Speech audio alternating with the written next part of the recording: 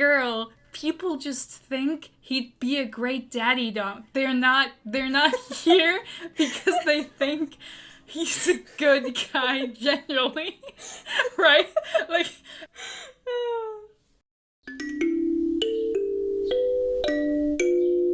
quack. Welcome to the Little Duck Book Club with duck number 1, Ren, and duck number 2, Anna. And today we're doing a re-record of an episode that I think was our original second episode we ever recorded. Yeah, it was pretty early on. It was like I had just gotten a new microphone because the first episode was so horrible. Yeah, no, it was very, very early on. It's been like almost 2 years. That was definitely in 2022. It was a while ago. Yeah. Yeah. That was an old one. The topic is talking about toxic relationships, with a focus on books, but in media in general. But we're a book podcast. Obviously. Yeah, it's a book club. We need to talk about books. I imagine ducks have a lot of toxic relationships. Thinking about a mallard, but we're not here to talk about the ducks. We're talking. There's a lot of twists in those relationships. Starting off with quality content. I couldn't let this pass me the by. first thing I thought about was that as well. So that's why I immediately got it. If you don't know what ducks and corkscrews have in common, don't worry about it. Don't worry about it. Just or don't if worry you do about have the explorative spirit, then Google it, but at your own own risk. You may not like what you find. If you look at the ducks in the park and you think, oh, they're so cute, let's just don't. You don't know what's underneath the surface. Literally. This is a great start. So where do we want to get into the topic I think itself? Last time we started with kind of a definition to be like, okay, what do we even mean? What exactly is it we're that's a good really idea. talking about? Yeah. So we could do that. Hilariously, I didn't copy paste the definition from my old documents, so now I have to My old one was a notebook I couldn't find. Or maybe I find it? For a second I was like, where is it? But then I remembered that in my Notion page I hid all the episodes that we're never gonna upload, so I needed to find a new view. Yeah, so the definition I wrote down was: a toxic relationship is one that makes you feel unsupported, misunderstood, demeaned, or attacked. On a basic level, any relationship that makes you feel worse rather than better can become toxic over time. Toxic relationships can exist in just about any context, from playground to boardroom to bedroom, which I thought was very funny when I picked it out, I think. That's so well worded. Yeah, I mean, I didn't write it. I assume it's from, a real, dictionary. You stole it somewhere. Yeah, no, that's not mine. I stole this somewhere and forgot to copy down where it's from, but yeah.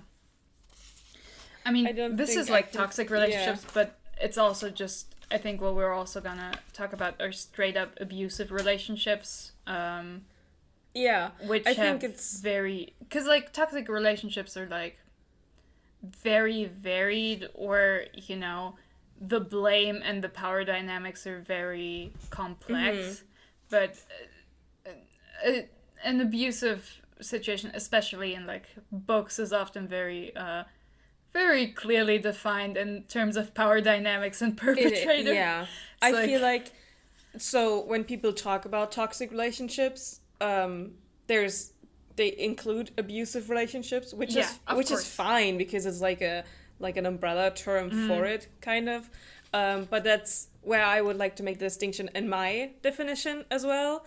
It's basically a relationship that's not good for you mentally and physically, in the form of that you feel unease and you don't feel that you're able to be restful during that, but it's not abusive. That's the little distinction, which is difficult because everybody kind of I mean, again, defines it's that the a little same bit as differently. every square is a rectangle, but not every rectangle is a square. Yeah, like, exactly. Obviously, an abusive relationship is necessarily toxic, because especially one party is suffering in it and like experiencing a very negative relationship. But you can have toxic relationships, like, you don't even need to go romantic. You can have like family dynamics that are absolutely fucked, which have like bad codependence and like negative spirals in and of themselves, but no one there is really to blame. It's just a bunch of dysfunctional people you don't have an fit aggressor, together in a way that is bad for everyone involved. Yeah, definitely. So just for the remainder of the video, I mean, that's what we're talking about when we're talking about toxic stuff.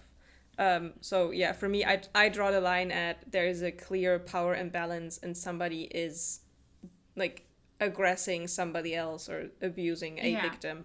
Then it's not just the toxic relationship anymore. Then it's something where I say, hey, we should take a step back here. It's important that like abusive behavior is sustained negative behavior inside a relationship. If a stranger on the street attacks you, this is not abuse. This is assault. Yeah. The same as with, like, people you don't really know. Like, if you're at a concert and somebody, or, like, I don't know, if you're at, like, a football game and a fan from the opposing side, like, decks you because your team won or you're just being annoying, it's not abuse, right? Like, it's not... Yeah. There is no relationship, and abuse describes a very specific kind of dynamic which only exists in sustained relationships. So. Yeah. Before we get into more, I would also like to again point out that we are not native speakers. So no. If there's some word mess up where you say, that's not really how you, like, the word is being used, then that's probably why. That's probably why. Not that... don't... Not that are you going to drag native someone? speakers online who have opinions on those topics don't misuse words in a just egregious degree, but like, just know if it happens, like, it's not on purpose. Feel free to correct us. Yes, please. It's fine. But you are correct that I think it's fine though, especially in the context of discussing like these kind of, I'd say, high emotional stakes topics like toxic relationships in books online. People tend to start this therapy talk where every word is like meticulously placed in like a discussion, not in a if you write a whole paragraph, of course, but if you're literally trying to have a discussion with somebody in a comment section and they just hit you with the paragraph straight out of a dissertation or something, it comes to the point where it's like, okay, I feel like we have an imbalance here because I'm just trying to get my thought across and you're taking everything apart. There are ways to interact where it's like, it's not helpful if somebody is like speaking from a very emotionally vulnerable point, or just like speaking very colloquially, to just, try to beat them to death with a brick of like academic text. It's not helpful. It's not going to facilitate a positive discussion. Like, that's just basic comment etiquette. I feel like, come on, you're aware you're being pretentious. You know that's how it comes across. Like, don't even bother.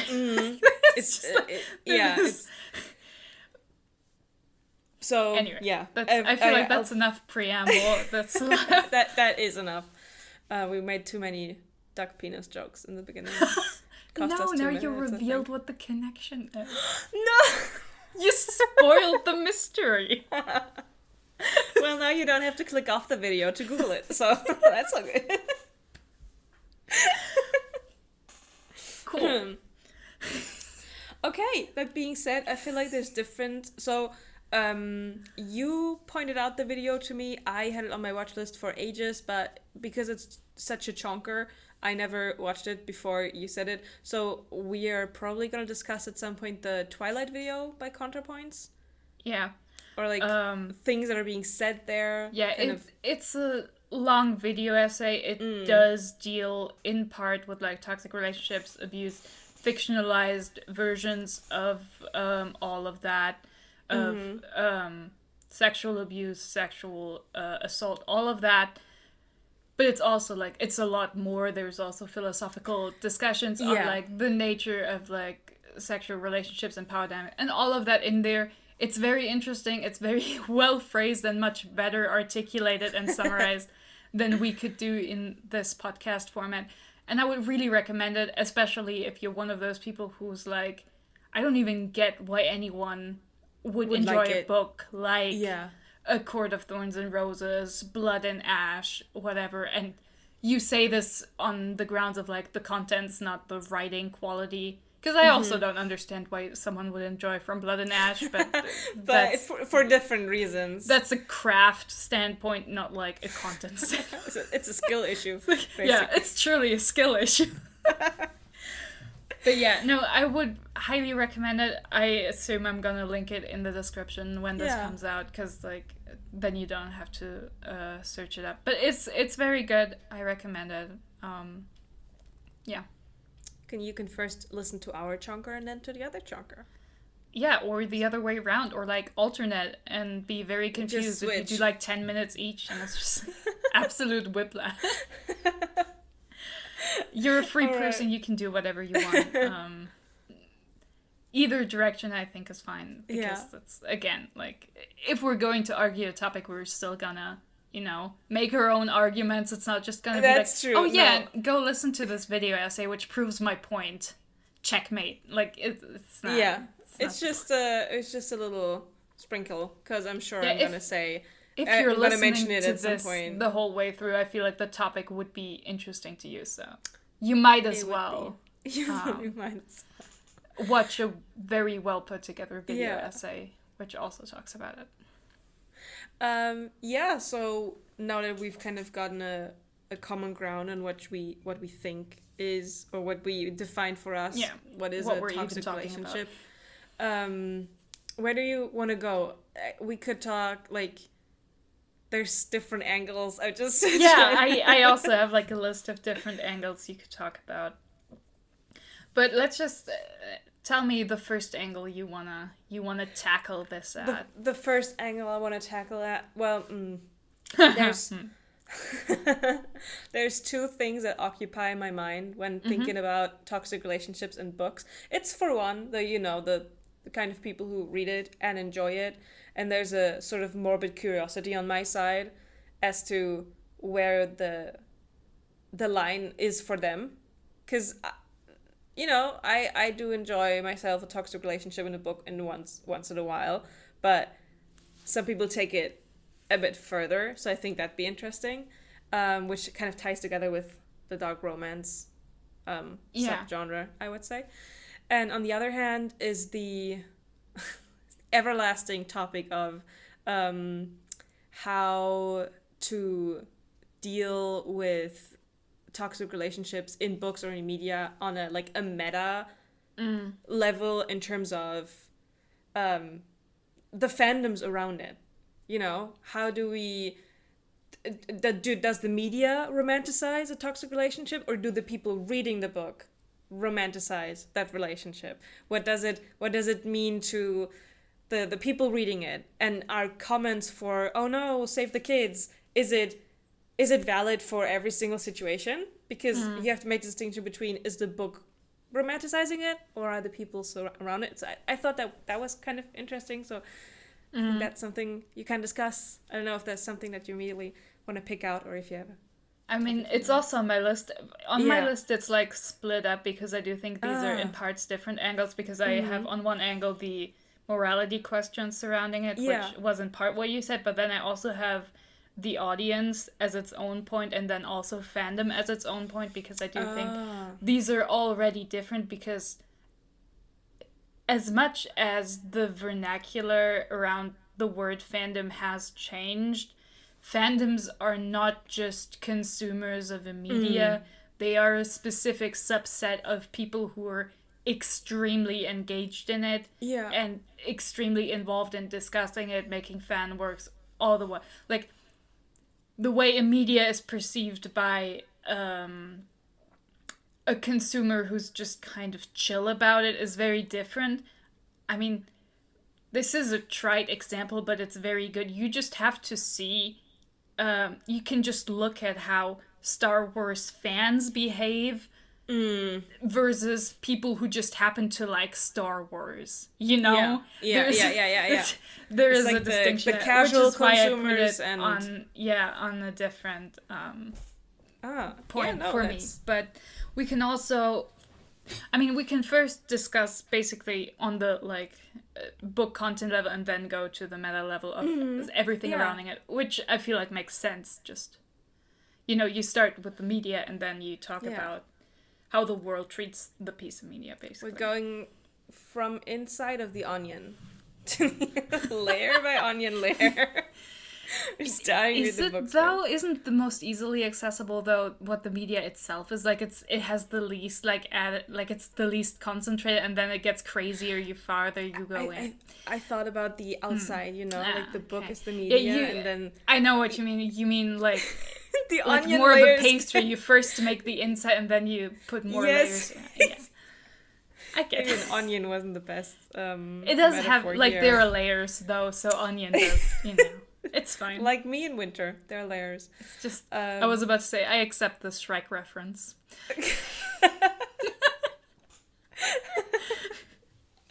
Oh, okay.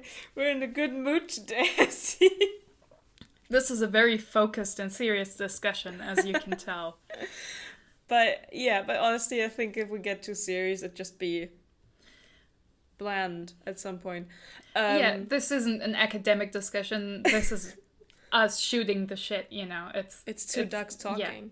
Yeah. It's just two little ducks. What? So let's start with the books themselves. I feel like this is so hard because I feel like already starting at toxic tropes is so dependent on what you're used to that the trope kind of encapsulates to what other people think the trope is. Yeah. Like, enemies to lovers, toxic, or rivals to lovers, toxic. Like, there's already, depending on, you know, but there's also the question of, like, at what point is a relationship in itself toxic just because the people involved are, like, complex, you know? You know what I mean? True. Well, I mean, at some points, you have to admit, I think, and this is, I guess, at least in part also about the reception of these books, but you have to accept that characters in books, even the ones you like, especially if we're talking speculative fiction and not like contemporary, are not the kinds of people you would ever stand being around in real life. And most of them, if they're interesting, have the kind of deep-seated hang-ups which would make most relationships that they could ever have some flavor of toxic. Just, you know, taking an extremely popular book franchise as an example, a lot of people love Kaz Brekker from Six of Crows. If you imagine meeting him in real life, he would be deeply unpleasant. You could not stand this little bitch. Most of his relationships are strained by his deep-seated trauma and his just terrible personality. Let's be very real here. He's deeply... But he's a fun character to read about. So, like, most people, if you ask them, would not say that Cass and Inez's relationship is toxic. But if you hold it up to real-life relationship, it absolutely is. These people don't communicate. Like... They both treat each other in a way that's not ideal. Like, you know, it's just not... You wouldn't call this a healthy relationship by any stretch. But when people talk about toxic relationships in books, this is not what they mean usually. That's not what they get all up in arms about. You have to, like... There's a real-life level of, I would call it toxic now. And then there's the media level, the book level. It kind of starts it's a couple of levels above. You have to be aware when you're discussing this that, like, the situations will always be more extreme in media, and I think it would do a lot of people well if they were willing to engage with it genuinely and consider, okay, yeah, even the ones that I like might be bad. Like, you don't even, like, even somebody who's more likable than Cass, like Jesper, also has pretty shitty relationships with a lot of people. He lies to people all the time. People with gambling addictions do that. Like, it just happens. That's just how life is. I mean, it gets to a point where Cass can't really trust him and has to, like, withhold information, which you could at one point call a toxic friendship, because there's no mutual line of trust there that is high enough for the kind of stuff that they do for work. So. Yeah, it's just, you know, like, I understand, like, when people say it, I understand what they mean, but I also think it's like, well, toxic's a very broad term. If you mean abusive, say abusive, but then you also have to be willing to defend what you're saying. You know, toxic is an easy thing to say because, like, let's be very real. Truly healthy relationships are very rare in real life too, because people are complicated and most of us are not very good at communicating effectively, which means most relationships are, like, you know, weighed down by some kind of baggage, which, you know, of course in real life is much smaller, but it is still there. Yeah, I think you also need, I totally agree, and I think adding onto that, just the, whether it's toxic or, you know, we as humans are just not perfect, a person or a character, especially in the books, it isn't simply toxic because they do something you don't agree with. Yeah. Or because they do something where you're like, well, but I'm the good person in this situation. Because it's rarely a black or... Of course, if you're getting robbed in the street, you're the good person usually in that situation because you're being robbed. You're not the robber, right? But you're literally a victim. You're literally a victim in that situation. Yeah. But in the usual situations that you have a problem in your relationship or something, a lot of times it's, you know, it's a shooting the ball off each other kind of thing. It takes two to tango. There are, like, yes. And of course there's also, obviously there's always, like, a blame game to play, especially, like, with not real people, where it's like, if you read a text and, like, especially if the text purports to be a rather objective, you know, retelling of what happened, then you can be like, okay, but objectively this person was wrong here. Yeah. But in real life, this is not how you could play. Maybe talk about, so my favorite toxic relationship that I'd say, that kind of, like, I'm lacking the English word, but basically it kind of graces the line for me to, well, I mean, this is a little bit abusive already, is Carden and Jude in... Oh, I think that's at least at the beginning, like, it's straight up abusive. In the beginning, yeah, but when they've not crossed to the romance part yet. So they're toxic, that's without a question. And before they kind of start to develop the, at least on Jude's part, the romantic feelings. There's the bullying, abuse going on. But that's, to me, the kind of toxic relationship where they're both not good people in the sense. Carden because he's just a dick, basically. Yeah. And Jude because she's kind of, you know, has been molded into a feral child living in that world due to her stepfather and, you know, not her stepfather, but her adoptive father. Her adoptive father is the right thing to say. The man who used to be married to her mother. The man who kidnapped her. Her sister's father. Her mother's ex. Let's just say, like... Her mother's ex, and just the environment. So there's, while there is the power imbalance in terms of Carden is literally royalty, there's still the sense of danger to him by Jude because she's become so competent. So that's kind of... I mean, also, he literally has to do what she tells him. Like, this is also, like... Because she's so smart. Yeah, in parts, obviously, she doesn't use it because it's dangerous to reveal, but it's also, like, this is also an insane power imbalance, if you think about it. Like... Yeah. But, yeah, I mean... Yeah, it is very complicated. I'm not entirely sure why you brought this up, because I'm like, I don't know if you're looking for like moral absolution for me, because I'm just like, yeah, that shit fucks. It's really funny to watch. It's entertaining. Yeah, no, I was just trying to bring it up as like an example of what I see for the listener, not the viewer, because there's nothing to view, but for the listener. Except for the very cute art. There is an image to view, as always. You can admire the ducks and the changing light situation. That's true. But yeah, it just as an example. But for me, that's any more abusive than that, and I draw the line inside of a book, because I simply don't enjoy it. But we could talk about our findings, why people would enjoy it. Yeah, sure. Let's do that.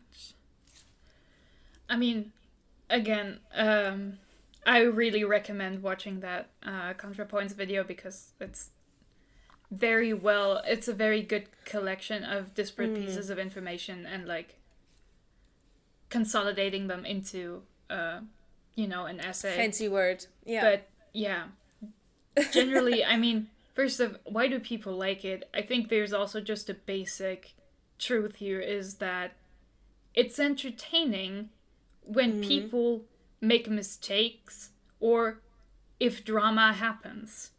And a healthy relationship is, as a result of what it is, just very static compared to insane people having crazy ups and downs. This is why people watch telenovelas. This is why people watch soap operas. There's a people base love drama. Drama's entertaining, and if that happens to be in a romantic relationship, that's even more entertaining because interpersonal issues, people love those. Why do you think people gossip? It's just an inherent human thing to find human behavior interesting, and the more dramatic, the more entertaining. Simple truth, like it's just fun. If shit happened, like this is like, why are action scenes fun? Because a lot of shit is happening. I can't get how to articulate this any other way. Yeah, so in terms of drama, of course, there's a curiosity to it. Like, even if you don't find, like, obvious joy in seeing drama going down, there's still this thrill of the fight going into a situation like that and just witnessing it. There's a reason why people don't just enjoy soap operas and stuff, but literal real-life celebrity drama, because they're so removed from it that there's no consequence to them witnessing it. In the same way that you're so distant to a book, there's no consequence of you reading it. Because these are, again, at least people... there it's like none of these people are real and none of this has consequences for real people. Like, I personally don't really like celebrity drama shit because these are real people, and I'm always like, why would I give a shit what these real people have as problems? Like, I don't want to know. Like, I don't... Especially if it's like family drama where I'm just like, dude, these poor kids whose parents happen to be celebrities. I'm always like, oh, these poor kids. I binge watched the 4 seasons of The Kardashians that are out on, I think they did it with Hulu. And, like, it's crazy how much convoluted drama one singular family can create. I mean, they are a huge family. I don't even know how many people are in there by now, because it's like 6 children with like, again, 2 children each. It's like a huge thing. But yeah, there's no consequences to you, opposed to seeking the thrill of drama by inserting yourself into drama. Some people enjoy that as well. You know, there's people who... True. They're called drama YouTubers, and they're the most annoying breed of YouTuber. Well, no. Yeah, if you're looking for the content creators. This is, but I mean... Also, like, most people who use Twitter, I feel like. people in real life, there's people who constantly, either because they feel the need to have control over a situation, so that's why they insert themselves, because if they do that, then they have at least a little bit of a grip on something, or because they're just like the attention and like to be able to talk about everything. So yeah, there's also people like to involve themselves in the drama. Yeah. But I think for a majority of humans, we like to keep drama and attention, negative attention, away from ourselves. Yeah. So and we like to get a little bit of the cake, but we don't. Fiction is a safe space for that. Yes, exactly. I love, one of my notes is the ups and downs, the triumphs and defeats, etc., etc. Honestly, it's just such a good quote. It fits everywhere. It's just try a video without mentioning that one quote.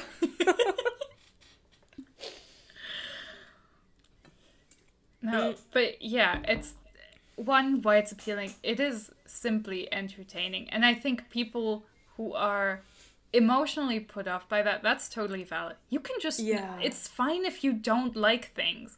It's absolutely alright to just say, I don't like when this happens in books. I find it unpleasant. It makes me not want to read them. That's totally fine.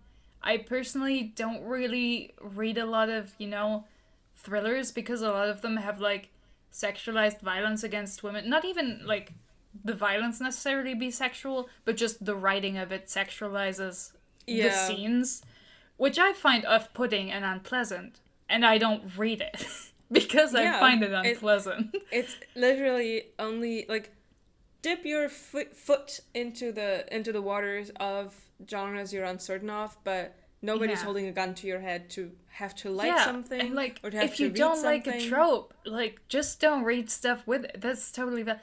I personally don't like. This is very benign, but I find like best friends to lovers really off-putting. It makes me gag. But and this is why I don't read it, because I just don't like it. So it's like, but there's nothing wrong with people who like reading it. It's like, cool, you enjoy it. Good for you. You don't need some moralistic excuse to be like, oh no, but it's problematic because spins wheel, best friends are like family, spins wheel, so incest. This is kind of like incest, which is bad. Yeah. So okay. Cool. And I think that's a huge part. This I can't accept that I just don't like something, or I feel like other people wouldn't accept it. I think a lot of people are a lot more not apologetic, but a lot more like uninterested in why you don't like something, unless they're like not part of the casual consumers but part of the fandom. So if it's a casual thing, it's like it's okay you don't like it. I liked it, but you don't have to. And I think with toxic relationships, why it's such an explosive theme is because it's connected to sexuality, and that's always people are real weird about it. Let's be real. Americans especially are real weird about this. These people need to, relax. It's embarrassing to watch from the outside in parts. I feel like there's been a little bit of an unfortunate movement in Europe as well in that regard. But yeah, especially I apologize to the American listeners, to the US American listeners. But yeah, you're a bit weird about sexuality sometimes. Yeah, I know it's because of the Protestants, but my God, it's just so annoying to watch, especially because so much of the internet is owned by US corporations. So all of us have to put up with it. There's so many of you, like literally. Yeah, it's just like, we can't escape. Like, honestly, sometimes I wonder what it's like on all these like Chinese platforms that, are just 99% Chinese participants, because they're CCP approved and they're obviously in Mandarin, so people who don't speak it don't use get in. them. I wonder what kind of drama they were having. I hope it's more fun than whatever is going on in our circles, honestly. I mean, I think Rotten Mango often covers true crime and stuff like that, especially in Southeast Asia, so if you're interested in that, there's a true crime podcast on that, which also a lot of times addresses social media stuff in China.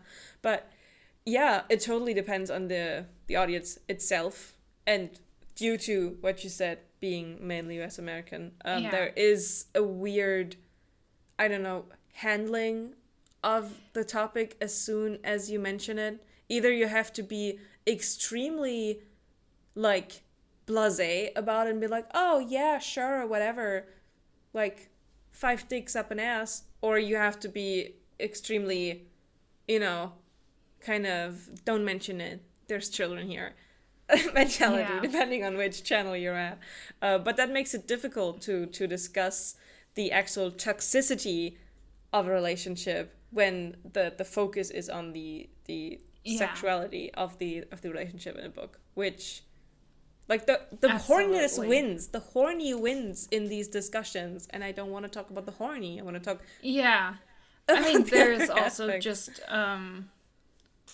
the unfortunate part that this discussion is had by people who read disparate genres and make sweeping statements, which then, are made about all of these genres, which just doesn't work.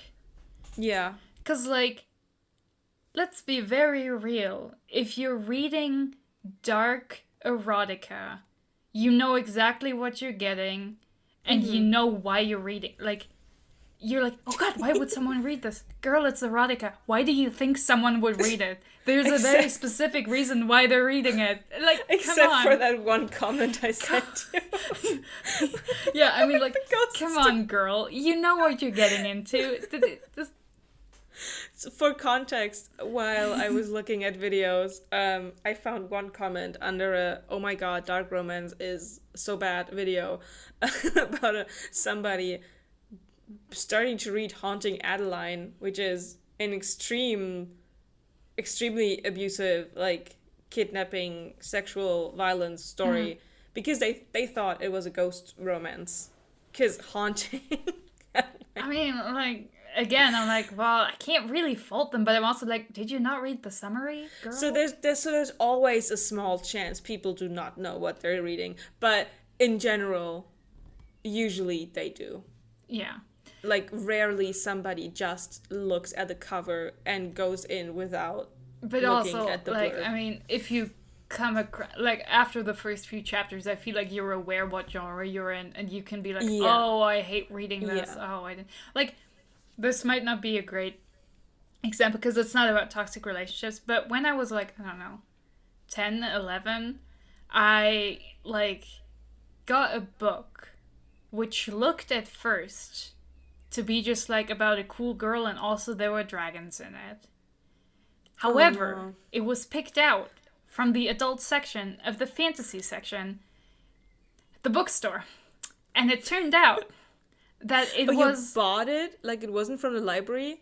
You bought it? Girl, I got it as a gift from my grandma, which is extra funny.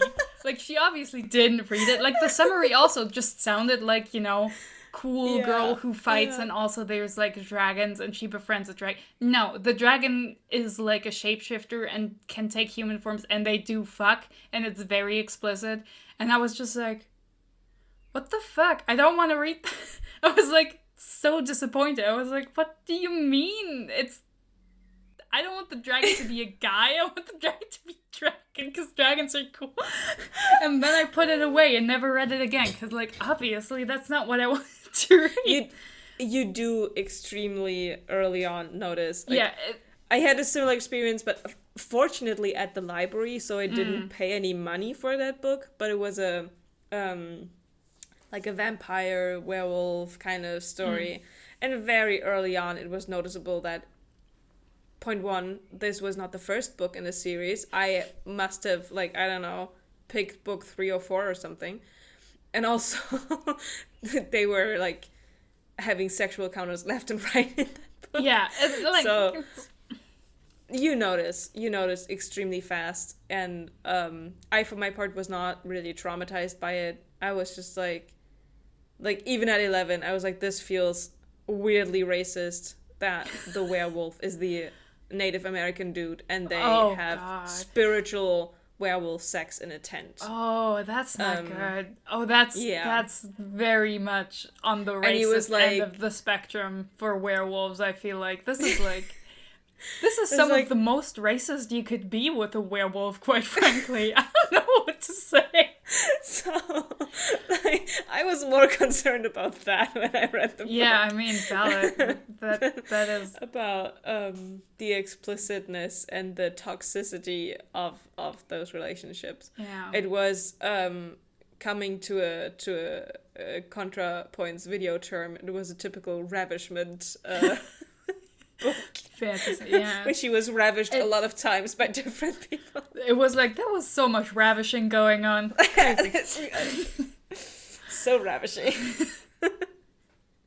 But yeah, it makes it difficult to get back to the original Yeah, point. because it's also like people will talk about like, wow, why is there so much like toxic romance? And then you look at them and the books they're mentioning are all dark romance, and you're like, and it's like, girl, you're in the abuse genre. Like, Yeah. I also don't go to the crime bookshelf and be like, why are there so many people getting murdered? What the fuck? Why is there so much propaganda in this? What is this? And it's like, girl, you're literally in the genre for it. Like, I don't know what you're expecting. So have some awareness. I do feel and think that it's like a shitty development, in my opinion, that so many YA or YA adjacent books, like, kind of being marketed to YA, but is it really a YA book? Yeah, you know, it's kind of, it doesn't really, it's more NA, but it doesn't sound as nice. But, like, new adult's barely a real genre, let's be very honest. Yeah. Like, it's so new, and it was really just created so you could put explicit scenes into books that feel YA. have YA themes and also read like YA. Yeah, I feel like romantasy is a much stronger genre for those kind of books, opposed to just calling them NA. But I don't like the development that a lot more of those romantic relationships are going from, oh, this is a little bit a toxic relationship, to this is becoming the new dark romance, kind of. Like there's a start of YA dark romance books, kind of, to a point where it feels like, I don't know, just even more outrageously shadow daddy than the last book. I don't know whether this is just like my overall exposure to a certain bubble of books, because they're the ones I see. I can't speak too generally because I've been staying pretty clear of new releases after I've been disappointed again and again and again because of the state of editing in traditional publishing. So I don't know like how it looks right now, but I would say even at the inceptions of YA and the big names in it, like, let's look at, you know, City of Bones, right? Like, oh yeah, that one's from what, 2011? Earlier? I don't know, but I think even a little bit earlier. Yeah, like there already are a good chunk of toxic elements in there. I mean, now in fairness, what was his name? God, Sebastian, like her brother. Like, the books play some scenes very romantically, but he is clearly not the endgame love interest. Where I feel like in new adult now, there are more books where a character like him, like excluding the blood relations part, gets to be the main love interest. Yeah. But again, I'm like, I haven't read that much old YA, and I haven't read that much super new stuff. So I can't directly tell. Because on the other hand, you have stuff like Fourth Wing, which pretends to have, you know, a relationship which contains a lot of drama with a love interest who's supposedly like dark and edgy, but who's just some guy who's had real bad luck with, like, his family, and who's, like, on the right side of history, but on the wrong side of an empire, you know? He's just some, like, is he, like, super nice? No, but he's not, you know, a bad like, you know what I mean? He's not, like, an actively bad person who makes, like, choices to harm people for benefit. Like, right? When people said, oh, he's such a shadow daddy kind of vibe, I was like, okay, all right, he does have, like... Is he, though? He has darkness powers, like shadow powers by his dragon. Is that enough to be called a shadow? I don't know. I'm not hip on the lingo of the romantasy genre. He's not a daddy. He's, like, 18 years old. Or 19 or something. Like, he's a dude. He's a single father who has adopted all the other children by other, you know, enemies of wars from the rebellion. So he's kind of responsible for all of them. He's just, in the nicest way, because this book has been promoted as, oh, this is giving so many Divergent vibes. He does feel like the emo version of 4. From Divergent, because he's like a little bit darker, you know, like a little bit more rugged, but he's a little more sad. Yeah, and he's honestly, I don't even know how I can, like, I'm saying this while it's being recorded, so it's gonna be down forever. But I honestly like him so far. Like, I'm halfway, no, 2/3 through the book, and it's like, whenever he's on, at least something fun is happening. There's scalp tingles. You know how it goes. Her scalp tingles. But he's like, he has humor that's most consistent, you know, in terms of how when he applies it, he has a very dry. He's not the what has been written by the community on the blurb. That's not who right. He is. And like, on the same note, it's like, oh god, I forgot his name.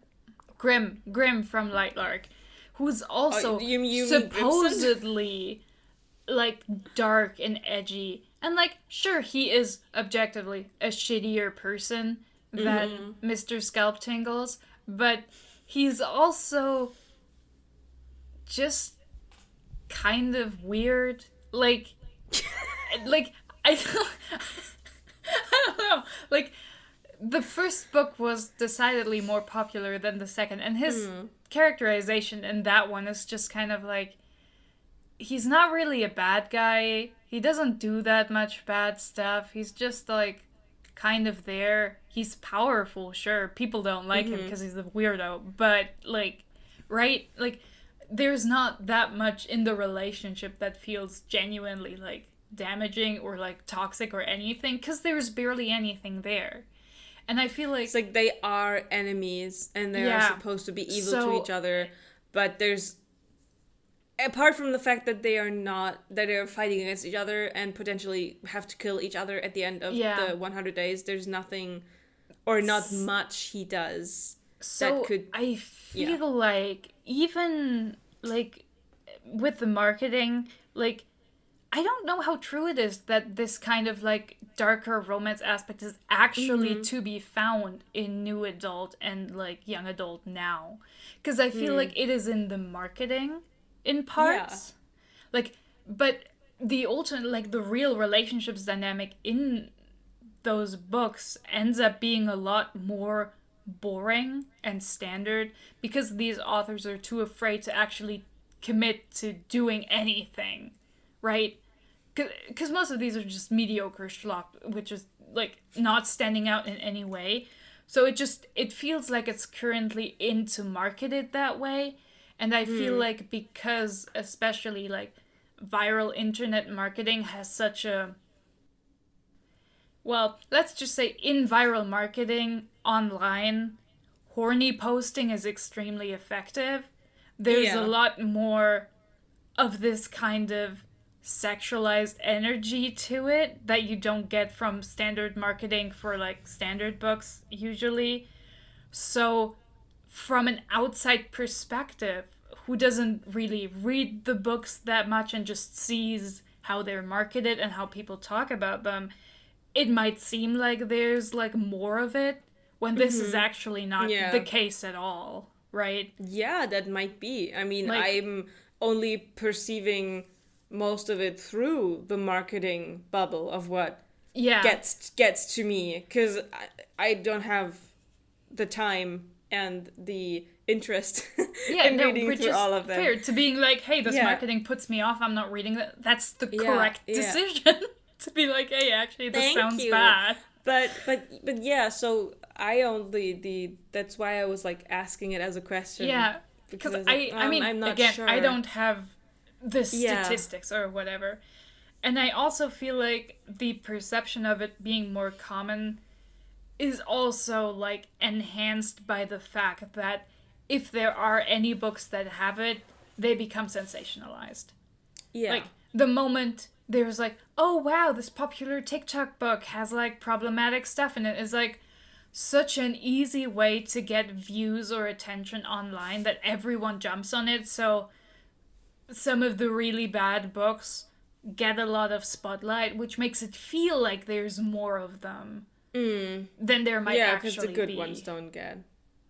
Yeah, because it's like, oh wow, let me talk about how problematic that is. Like, for example, Haunting Adeline, or what is it called? God, the Zodiac Academy, which I think is a bully romance sort of story. So I haven't touched that one. Definitionally about abuse. I've just seen someone review it who mentioned that that's what it is, which is by definition abusive relationships, because bullying is just abuse. Like, it's just a baby term for real abuse, because adults don't like thinking about the fact that children can do enormous physical and emotional damage to each other, and also do that. Yeah. But like, those are like, again, they got a lot of attention online and they sold well enough, but are they actually like representative? I don't really think so, especially because I assume that Haunting Adeline especially was already marketed as dark romance or whatever, or in that direction. So it's not a representative of standard books. And I think Zodiac Academy also is like probably marketed on the fact that, you know, it has a darker tone, and that, you know, all of that, which goes hand in hand with all of that, a bully romance, whatever. Yeah, but like, again, so I don't actually know. I would hazard a guess that it's actually not the case. Huh. Yeah. I feel like a lot of stuff that's coming out is just kind of really boring shit. Yeah, because I know kind of a lot of things are being pushed through a sort of unification template. In terms of what does the big black hole. Yeah, what sells? What are we gonna put out? Yeah, because we need to make money. Yeah. Yeah, and also what kind of, you know, when you're at a conference or a convention or something, and there's lots of people talking, and then suddenly you're standing at a certain point in the room where all the sound waves converge to just one gigantic white noise, and it sounds like all of these voices are saying the same thing, but it's not really a word. That's kind of the same, you know, the publishers are standing in the middle of that, and they're like, okay, what are we hearing? Okay, shadow. Okay. Yeah, this one thing that people want. Okay. Yeah, everything, make that. And then, you know, that kind it's like, this is popular, get me more manuscripts like it, you know. Exactly. Yeah. And then there's this this way of people also kind of fishing for what people would like, with this typical, what if I told you about a book with a story that, you know, the way that Lightlar got big, because that's literally what she did. Imagine a book about a magical island that every 100 years, you know, has a thing. That's how she did her first video, which got the millions of views, which landed her the book deal in the first place. Yeah. So that's how it works. But that kind of went away a little bit from the topic. Anyway, we were talking about the appeal of it and why people like it. Yeah. And then we got sidetracked. But first of, like, obviously entertaining. Second of, it it satisfies certain, like, emotional needs on the one hand, like, especially on the darker side of, romance, where we have stuff that goes in the direction of, like, control, sexual assault, coercion, all of that. It's fine if it doesn't appeal to you, obviously, but for a lot of women, it presents a way to interact and enjoy sexual content without having to deal with the idea that they need to initiate it, because they grow up, especially in the US, with the idea that wanting sex is bad, and going out and, like, making an effort to interact with it makes you bad. So being allowed to enjoy it and, project yourself onto a character who it's done to but who still enjoys it removes the shame of having to ask for it. Which it's I think also a safe way to enjoy it. Yeah, also safe, but it also applies to other aspects of these fantasies where, like, men force women to dress nicely or in a specific way, or they, like in 50 Shades of Grey or Twilight, force women to accept wealth that they wouldn't ask for because asking is greedy, and if you do it, that's bad. But if you have to take it, then you're still a good girl and you get to have it. Yeah. The aspect that these things are not, you're not supposed to want it, but you still want to enjoy it deep down, but you can't honestly seek it. That's also why I think that, like, generally these books, why there's such a focus on spicy books, because especially, again, women who are ashamed of sexuality and wanting sex are unwilling to buy things that are marketed as erotica, even though that's what they would like to be reading.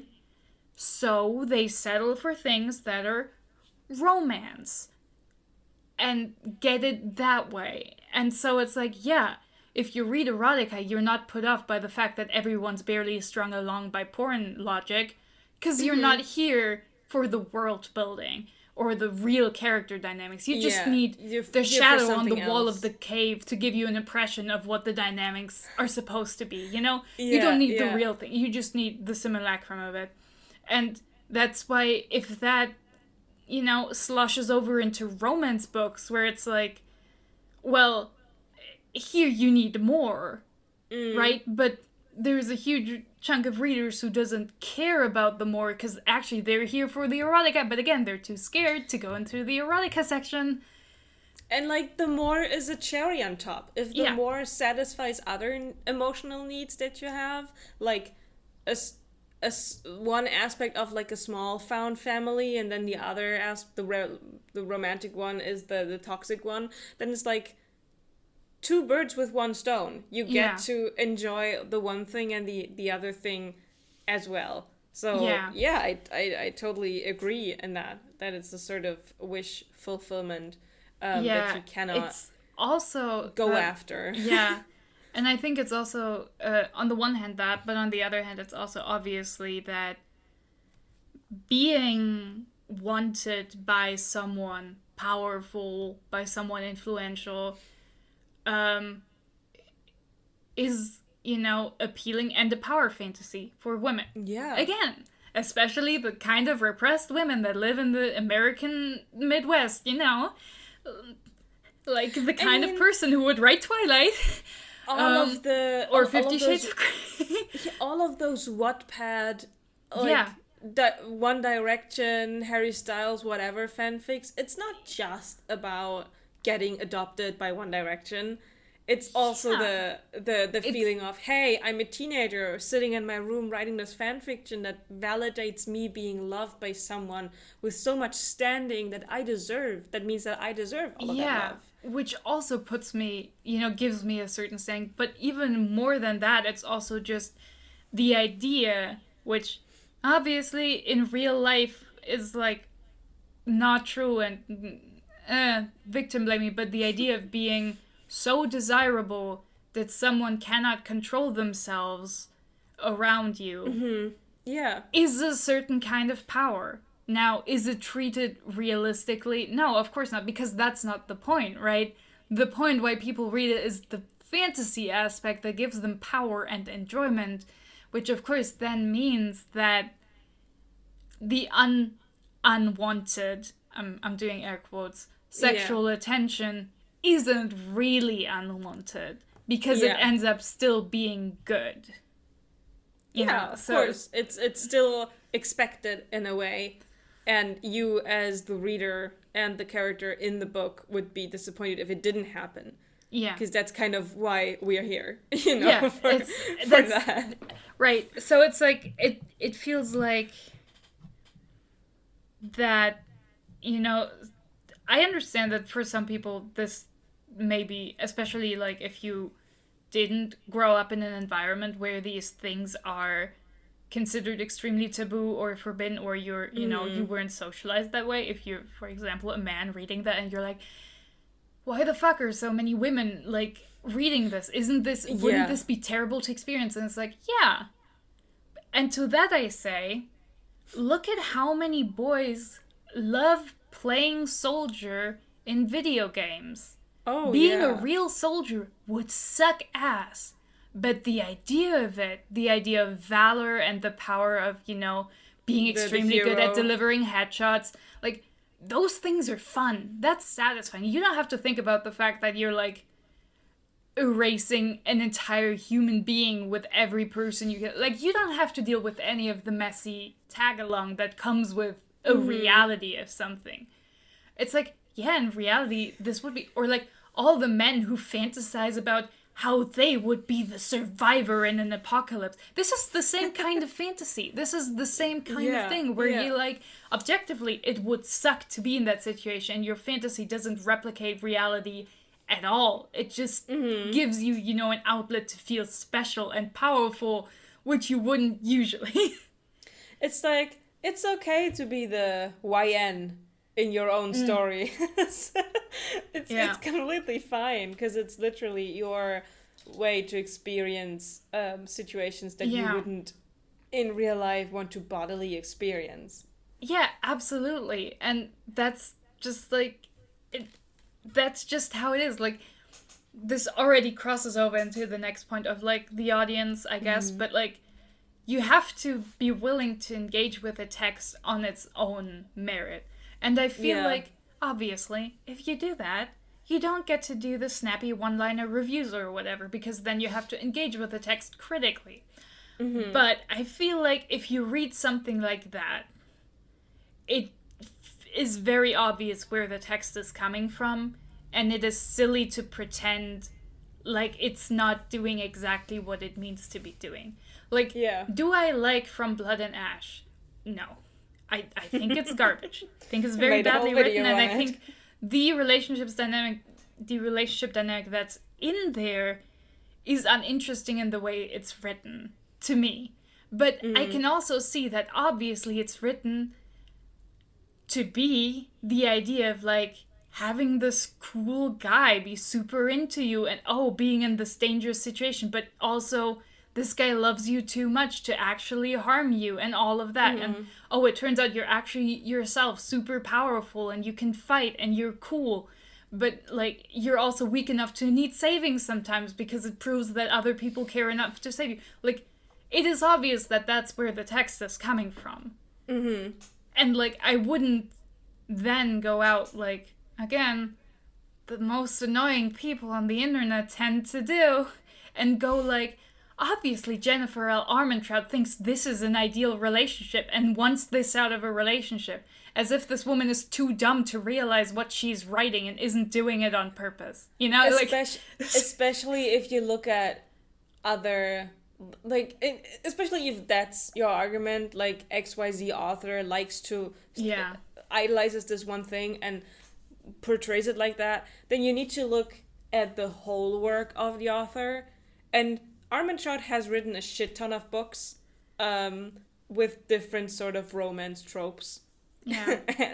and we easily find, like, in the Wicked series, we easily find a relationship that's in the same way a bit toxic because he's so smitten with her, so in love that it's the typical ravishing thing that he's kind of, she's saying, no, I can't due to some trauma and things that happened in the past, but he's so persistent that in the end she's like, oh yeah, you know what, you've kind of proved you're stuck around.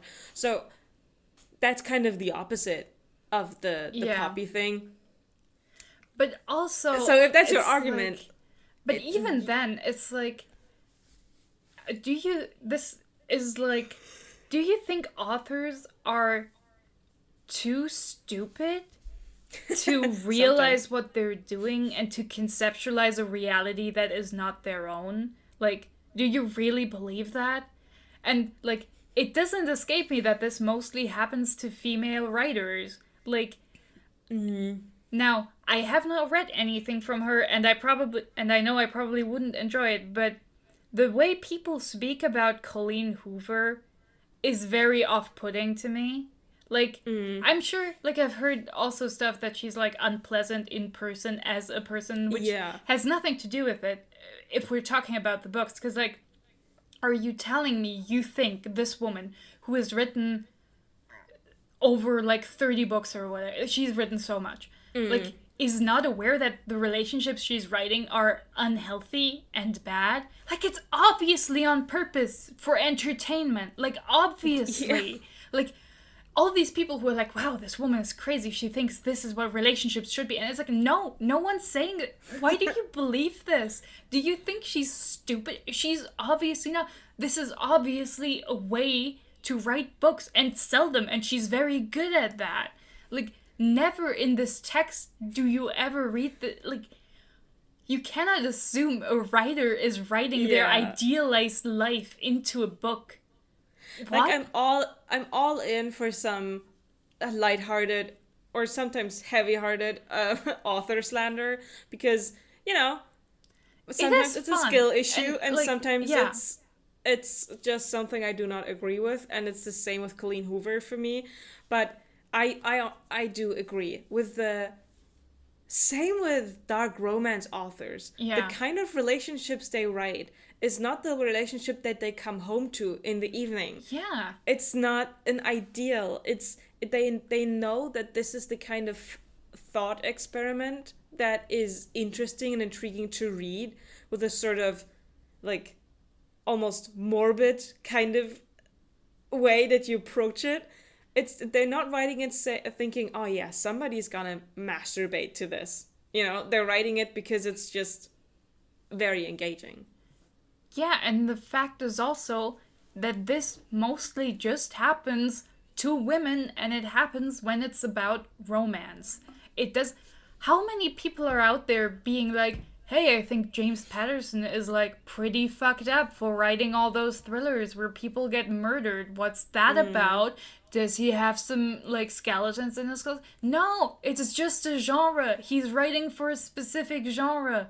Like, I don't, like, no one's out there being like, wow, these people who write body horror must, like, have some real fucked up shit in there. I mean, there are people who say that, but collectively, most people know that these are the stupid people. This is, like, the same way when, like, conservatives came with their outrage about violence in video games and how giving first-person shooters to teenagers would make people into mass shooters. And most people, especially, like, teenagers and adults who played those games, were like, you're insane. This is nonsense. But somehow, when people are talking about romance, it becomes, like, such a great evil that even people who, like, read it are like, oh yeah, I guess it is, like, really problematic. And it's like, no, it's not. It's just a book. Like, let's not give it more power than it actually have. It's literally just a story. Like, come on. Like, it's just a story. If somebody, like, if one of those Midwestern moms was like, wow, there's so much drug use in some of these books. That's really problematic. What if teenagers think they can go out and do drugs? What then? And it's like, everyone would be like, girl, teenagers are already interested in drugs. I don't know what to tell you. Like, it's fine. I think also this is one of these parts where I have, like, two different kind of Like, I feel like a moderate approach of both camps basically is all right or is valid. I think valid is the better word.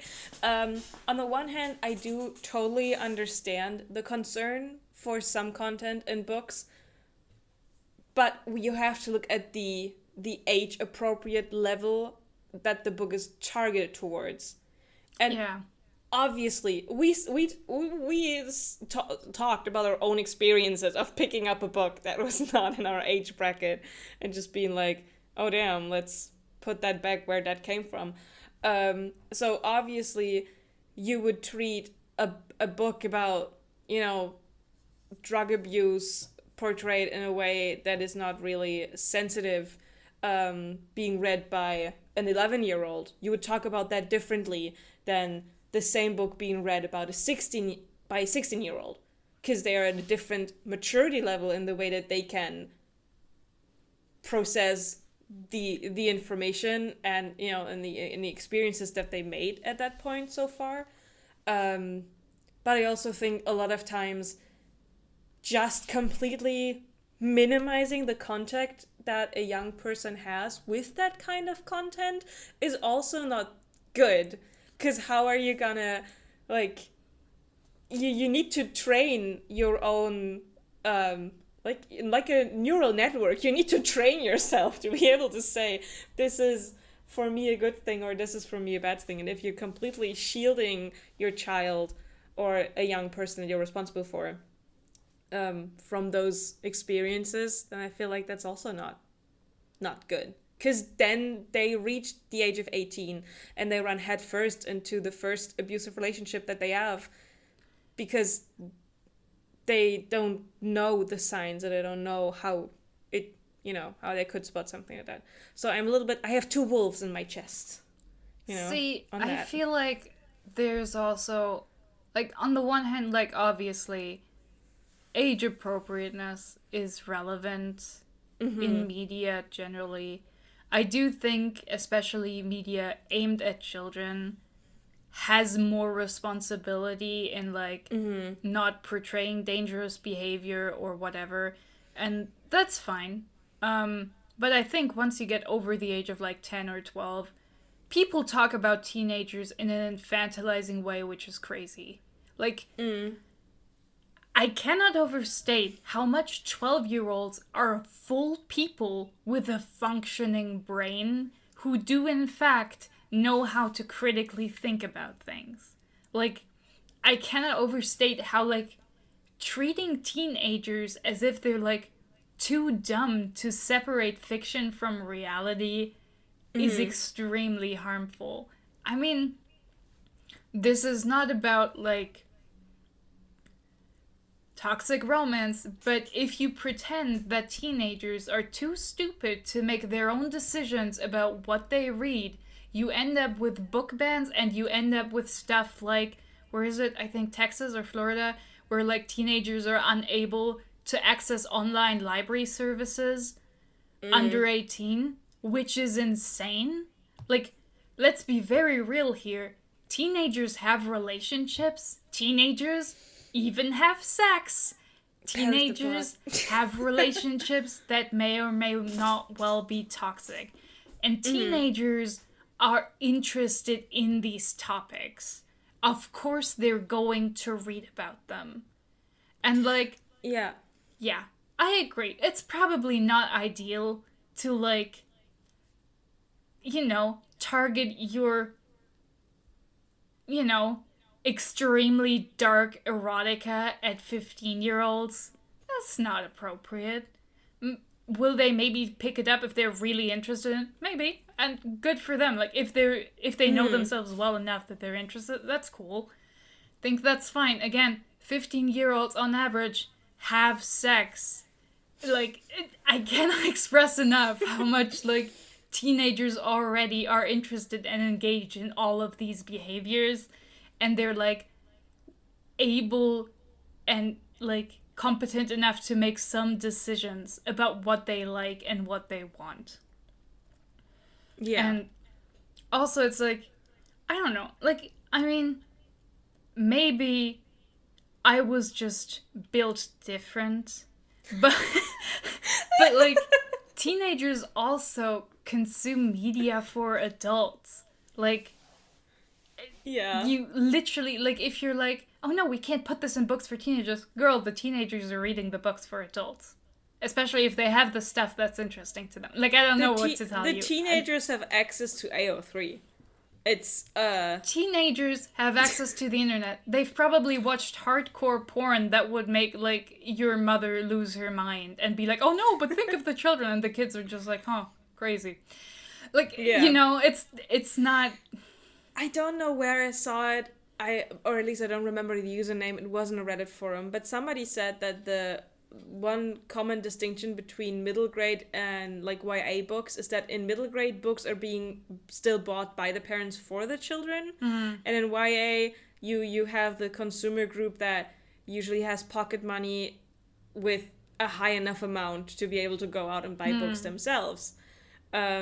So that's kind of where their own choice of what do I want to explore in terms of book really starts. Because beforehand, it went kind of through the filter of the parents.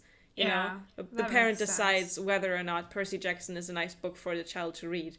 But when they grow older, they buy Six of Crows for themselves. Because they're now in an age group where they have those $12 to buy the book, opposed to before. So there's the choice. I do have to say that to a certain distinct, you were built different a little bit. I mean, obviously, as like an aromantic asexual, like I wasn't really looking for it. Like I didn't give a shit.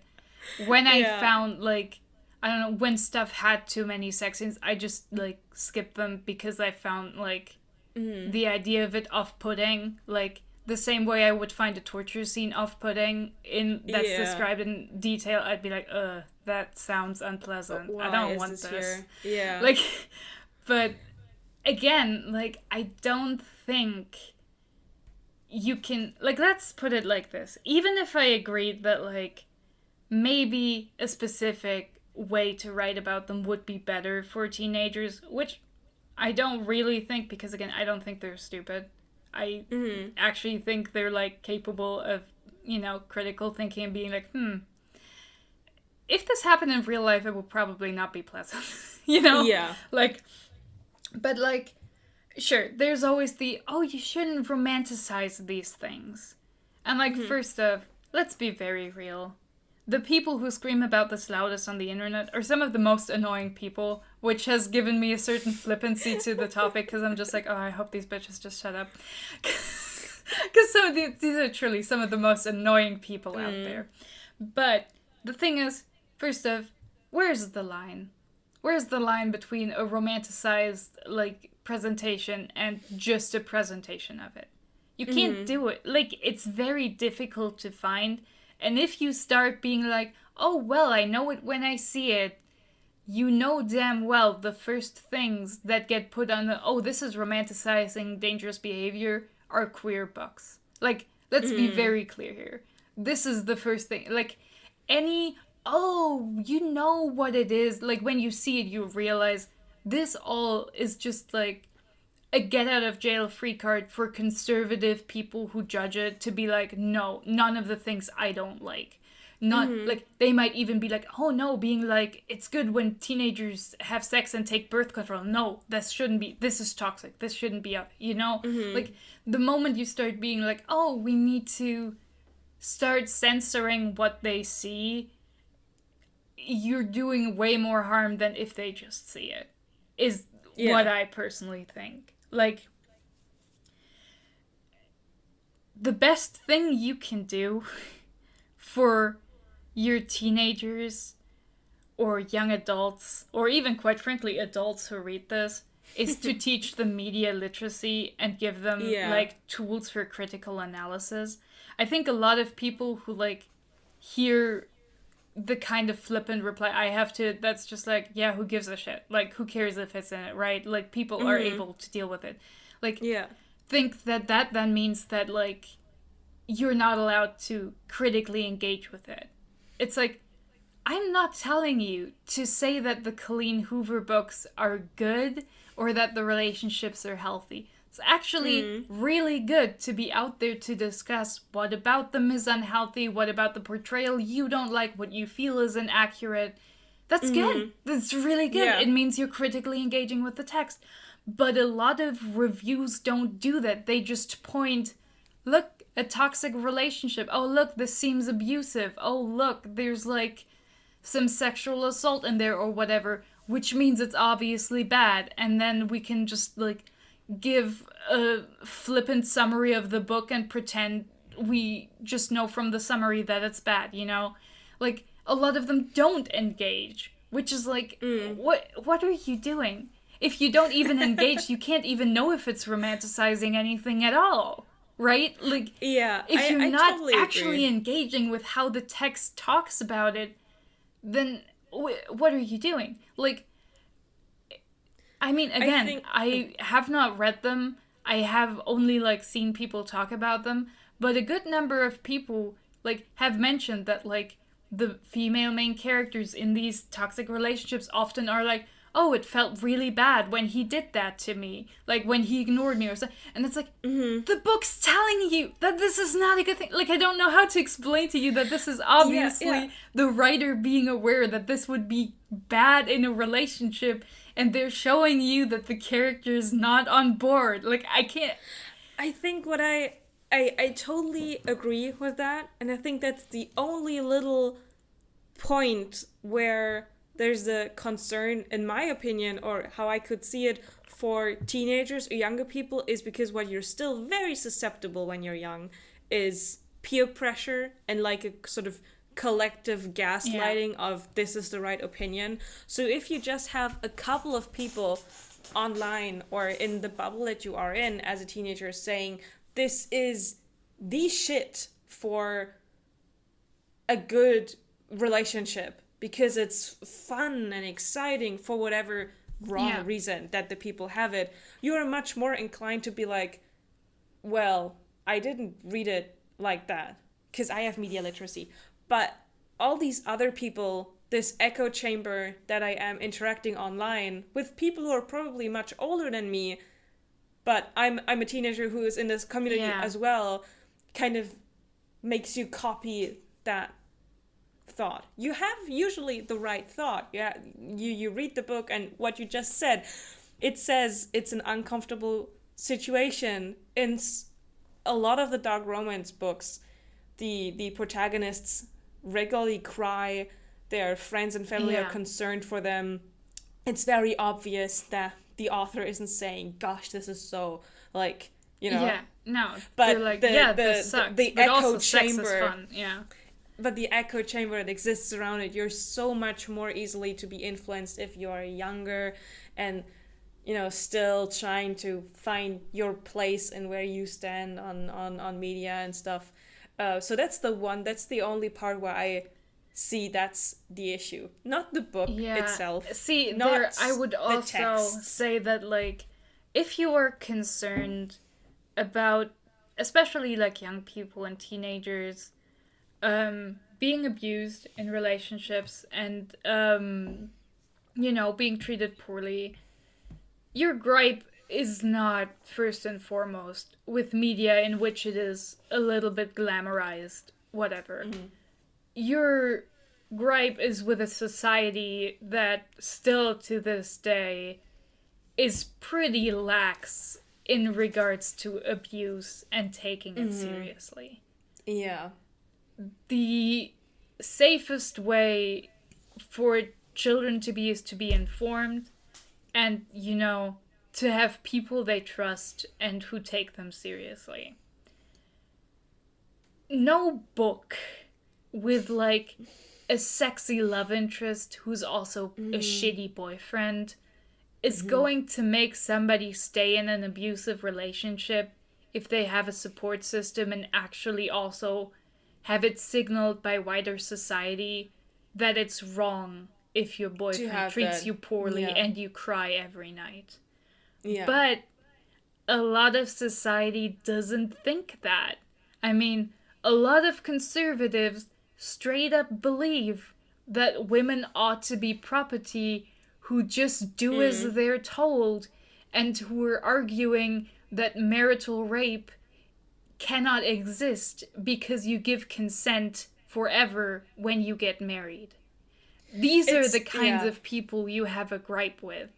It's still wild to me that the year I was born was the year that in Germany it was made illegal to rape your wife in marriage. Great. The year I was fucking born, like, I'm 26-year-old. Yeah, like, it's not been that long. At the very end of the 20th century. Yeah. Like, crazy. That's insane. And the way that when you watch old videos of the meetings inside of the Bundestag and you see the men laughing at it, that has not been back long. It's not like, oh, this happened in the 50s. Also, it's just that, again, like bullying, like abuse in relationships is not taken seriously. I mean, against anyone. Like, straight up, people don't believe women because they think either they deserve it or they're exaggerating because they're dramatic and hormonal. And they don't believe men either because men would be too pathetic and then would be deserving if they let themselves be abused. Yeah.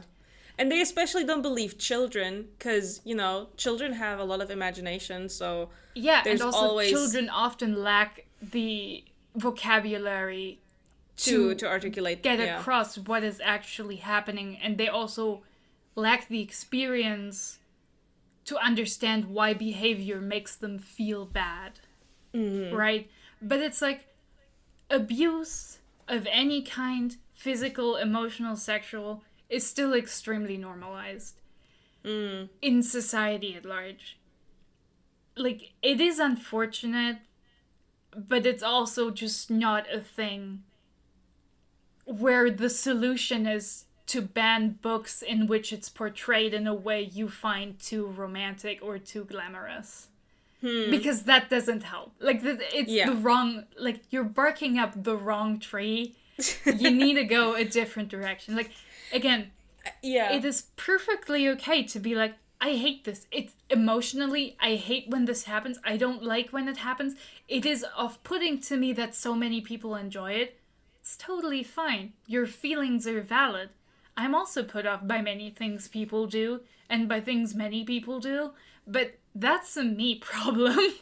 Because ultimately, people enjoying a type of fiction you don't like, even if it deals with, in real life, theoretically harmful situations, isn't a big problem. Like, again, objectively speaking, murder is worse than abuse. And no one's out here campaigning for taking murder out of YA. YA is full of teenage murderers and killers. And, like, people are super chill about it. Because, correctly in that case, they read it as, oh, it's not real. So, children aren't gonna take away from this that actually it's okay to kill people if, you know, they stand in your way. Yeah. like, this is the correct assessment to be like, obviously that's, like, even if, like, the text makes them look cool and, like, doing it. I mean, again, look at Six of Crows. These are all teenagers killing people for money, in part. Extorting just for their own, like... Torturing them. Yeah, like, let's be real. Like, and it is portrayed as kind of cool. Like, they're kind of cool while doing it. And it's, like, cool to watch happening. Because, again, competence and, like, action is just kind of cool. Like, I would like to... I agree with all of that. And I would like to add to it that just because that exists, there is an overwhelming amount of media, books, movies, TV shows that just shows a healthy coming of age with the perils of the highs and lows of being a teenager, you know. The triumphs and defeats. that exists as a healthy way. You have it in the form of, current, I mean, it's gotten a lot more, but currently with Heartstopper, you have the very, fluffy pastel ice cream flavored way. You have also shows like, Heartbreak High, that takes a little bit more of a serious approach sometimes, but it's also a little bit silly at times. But you have a variety of media that tackles different problems in a way that genuinely like is supposed to teach morals and show this is how it's done. So consuming a little, Cass Brecker on the side is not gonna turn you into it's not gonna turn you into a mafia boss. Yeah. In imaginary Amsterdam, It's absolutely, yeah. So just wanted to add that to your no, kind of for thought sure. there. So I feel like what did you say, barking up the wrong tree. Yeah. That's definitely the case, because you can't just look at the book and you can't put all of the blame on #the media. There's more to it, and as they say, we do live in a society. Yeah. We do be doing that. We do be doing that. Yeah. I do think oftentimes that like these books would profit from a better execution of these topics. Oh yeah. I think definitely. Like, I understand many of them are written as escapist fantasies, as like, as we discussed, like power fantasies, but also, negating the shame aspect and all of that. And that's fine. I understand that this is like a drive for people. I personally find it lacking. I want toxic relationships that are explored. I want them taken serious. I want these people to like do fucked up shit and experience repercussions. I mean, again, like, just look at something like Hannibal. I think that's really interesting and really fun to watch, because it's like undoubtedly extremely toxic, but it's really interesting. And I feel like, especially like the part of like consequences of behavior are really missing in a lot of these, which I think is a shame, because I love watching the fallout of somebody fucking up. I think that's great to see in fiction. It's like it's also necessary to learn a lesson. Yeah. And it's also like, again, I think there's absolutely room for toxic relationships. I mean, isn't there like anything more realistic than being in a relationship where somebody fucks up really badly and hurts the other person, and then those people having to reconcile and like figure out how to go on after that? I mean, how many marriages are full of that? Like, what relationship doesn't have any problems, really, that you have to work through and like internalize that, you have made mistake and hurt people? Like, that's the part I would think is interesting. But of course it's not in a lot of those, because that's not what they were about. Which, again, I also think they could be better written. Just like on a pure like sentence level. I'm side-eyeing of Blood and Ash. God, it's so bad. Dude, but it's one candidate that we have already discussed comes also to my mind, which is Serpent and Dove. Oh god, yeah. You could create a very interesting dynamic of the characters, and you could include, for example, the consequences of Reed's behavior towards Lou. Yeah. That's more than just, it's kind of hot how I make you angry. Yeah.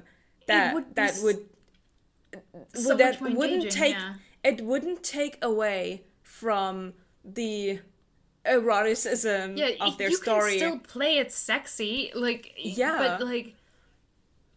but play it better. Like, just get better actors in it. Like, this doesn't have to have less interesting chemistry. Like, it would have more if you took it more seriously and like gave it more nuance. Because I think what a lot of these suffer from is like tropification. They're becoming cliches.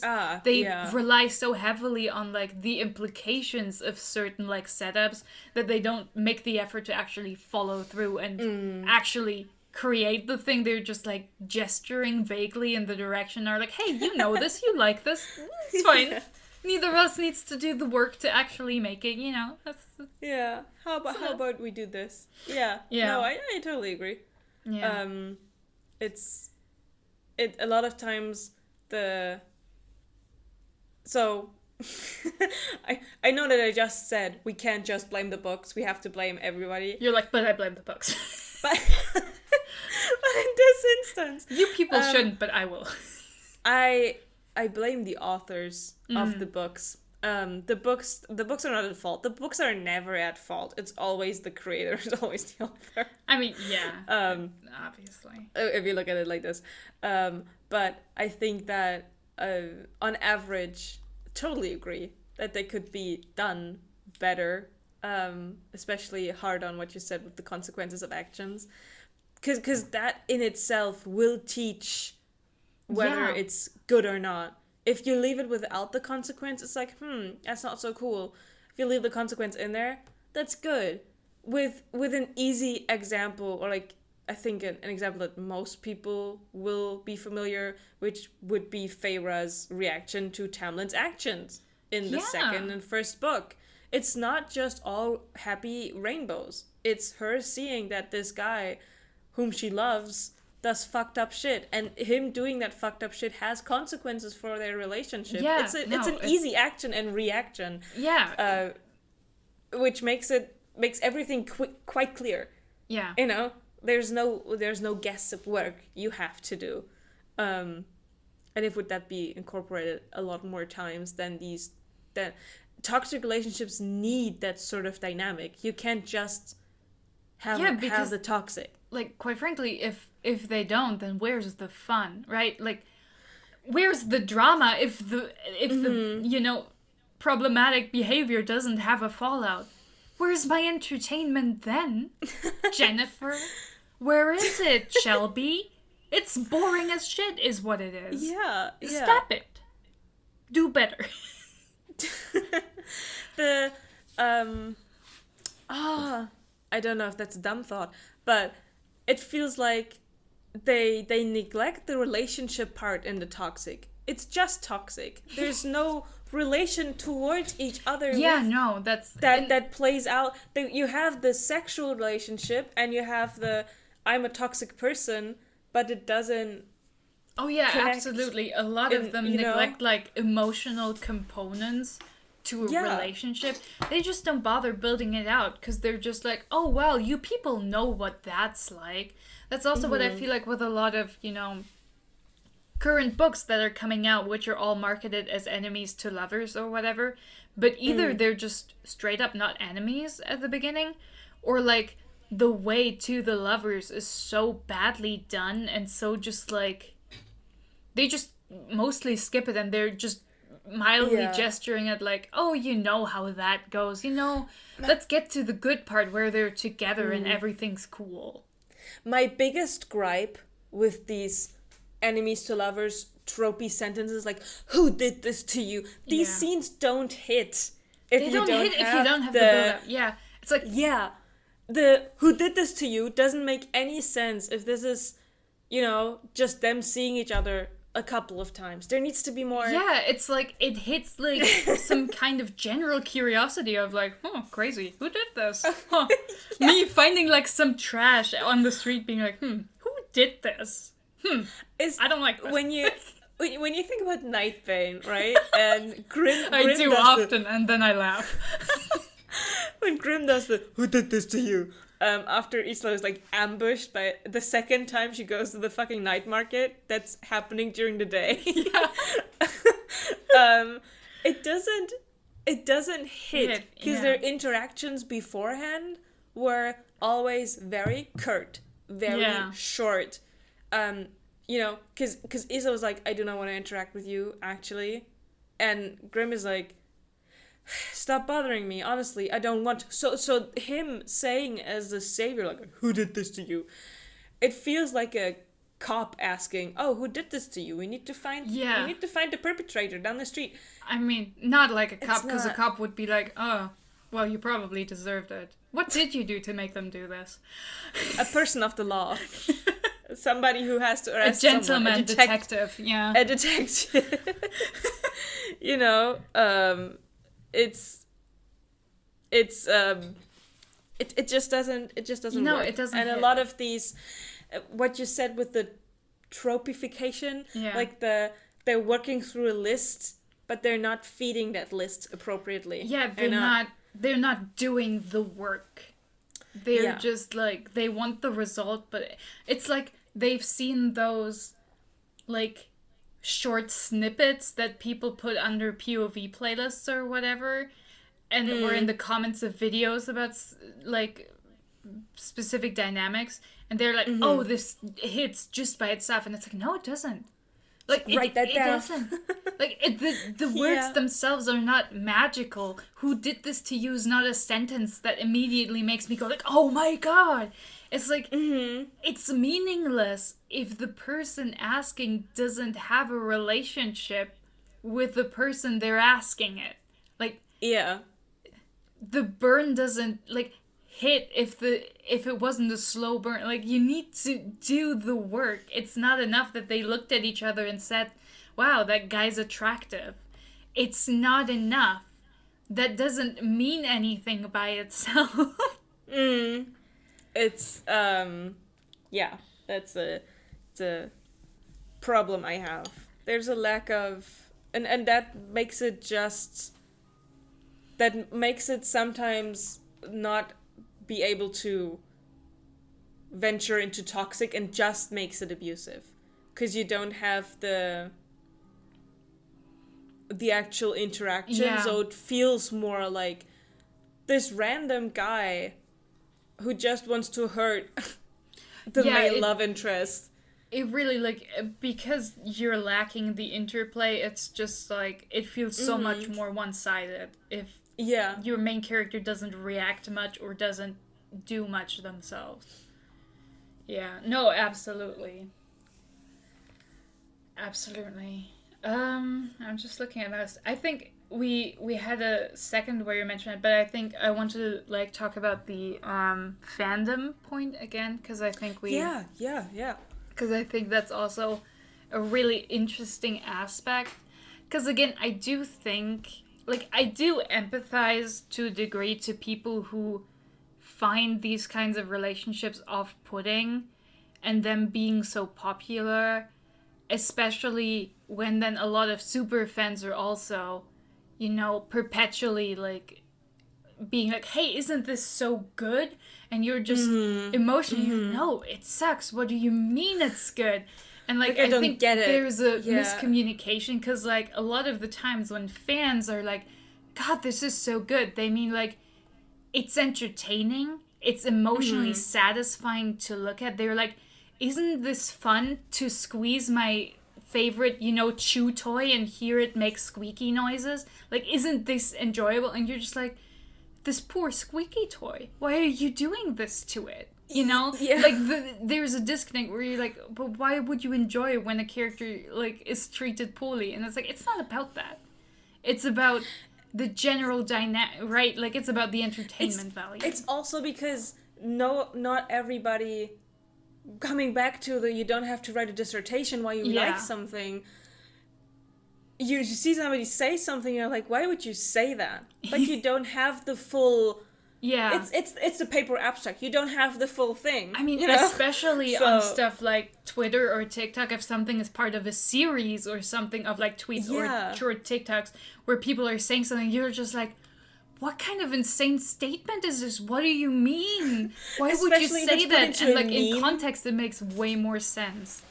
Yeah. It's, like, especially, I feel like a lot of people who feel like there's a moral, like, effect on the poor youth who is now getting wrong impressions are seeing fandom from the outside, and they see people go like, "Dude, I love this guy. He's so cool. He's so sexy." He's like, "Oh yeah, step on me, daddy." Like, whatever, right? Like, They're like, oh yeah, put me on a leash, I'll bark, whatever. You know, that's you see them say it, and you're just like, wait, isn't in the story this guy an abusive piece of shit? What do you mean? But like in fandom, like everyone in that group is like, yeah, we know he's abusive, but also he is sexy, which is more important, but also like, you know, this is part of our wish fulfillment fantasy, so of course we like him as the vehicle to explore our own like interests and wants. Like, and the outsider doesn't see any of that. They just see, you know, the disconnected, God, he's so hot, oh, I wish he would step on me. And they're like, what is wrong with these people? And it's like, well, nothing really. Like, this is like, well, I mean, they're obsessed enough with something to be in fandom, so that speaks to itself, but otherwise it's like, I think on the one hand it's a generational how do you use media kind of thing, like especially the older people looking at fandoms, at fandom culture, there's this disconnect on how the youth communicates online on the digital spaces. But additionally to it, I feel there's the there's fandom flavors. Like each fandom has a flavor on how they talk. So if you come from a space where it's usually a little bit serious, like sometimes there's a couple of jokes, but usually it's, you know, what you say is usually what you mean, and then you come into into book talk. You know, like fairy porn book talk, where people make the most unhinged but also funny memes about situations where, again, in real life you would run fast away from. There's also disconnect there. So I truly think it's a communication thing. I think one of the best examples for this, which is still like, I mean, it made me lose a little bit of respect for the author just because I think it's such embarrassing behavior, is how Leigh Bardugo reacts to people wanting to fuck the Darklings so hard. Like, it is, like, quite frankly, I do, like, again, I mean, I understand that from her perspective, right? She was like, no, I'm going to write him, he's, like, based on an abuser from my own life, he's meant to not, you know, you're not supposed to like him, you're supposed to come away from the story being like, hey, even though his main motivation isn't terrible, like, politically and, like, interpersonally, he kind of sucks. But that's, like... But that's not what fandom, like, talks about. Because, like, sure, like, and I'm like, yes, this is true. This is what you get from reading the book. But that's not, like, that's not something you talk about a lot. You talk about it and you're like, oh yeah, everyone here understands it. And you move on to the part where he's really hot and really powerful and has some way more engaging dynamic with Alina than Book Mal has ever had. Like...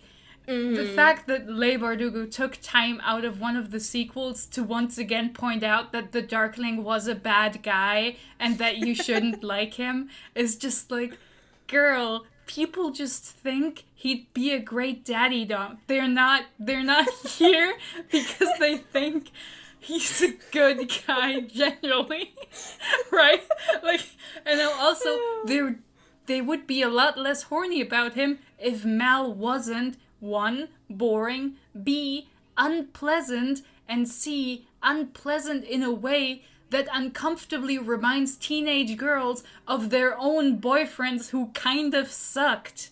Like the second one that they like after Darkling is Nikolai, because he's charming and, you know, witty, and he has a sort of, you know, like, sensitivity around him where it's like, oh, he's actually not just that. He's also interesting and layered and like fun and powerful and engaging, which is why I like him way more than the Darkling, because I think he's a funny little guy. But I think the Darkling is just kind of like, I'm still cranky about the Darkling in the way that I was like when I read the first book. I was like, oh, finally a guy with like dangerous shadow powers who's not immediately evil, just because he's the evil guy, color-coded as black and having dark magic, and then he's evil, and I was like, Lei, why did you do this to me?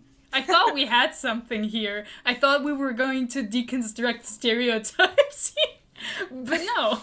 And like, he's fine. Yeah. His writing's fine. But again, he's way more engaging and layered and interesting. Especially if you have one of the books that has the novella about his childhood in it. Like, he's way more engaging than Mal could ever be. Like, I haven't watched the series. I've heard he's way better in it. But he's so much better in the series. Is so... Like, Book Mel reminds every girl, teenage girl, of that boyfriend who didn't really pay much attention to them, who was kind of dating them, but not really, and then left them for a cooler girl or cheated on them. That's who he reminds them of, and that's why they don't like him. And also, because, like, quite frankly, in the story, he's just kind of annoying. I mean, the one thing he can do is die, literally. Like, and then he doesn't even die. I was so mad about that too, because I was like, what do you mean? Like, thematically, shouldn't he die? Isn't Alina supposed to make some sort of sacrifice? What do you mean he survives dying? Like, I would also like to add that I do like Nikolai because I have a fun spot for the Golden Boys. I know that the dark hair, blue eyes kind of thing is what especially Book Talk is going for. Mm-hmm. But I like my Golden Boys.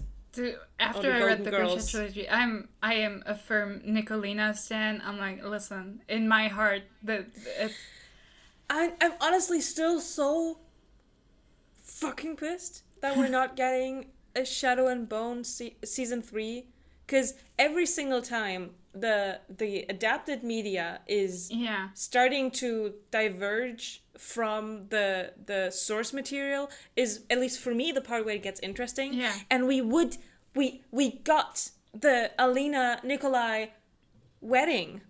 We got Alina keeping her powers. We got her going batshit crazy in the last scene of the episode where she does the shadow swipe thingy.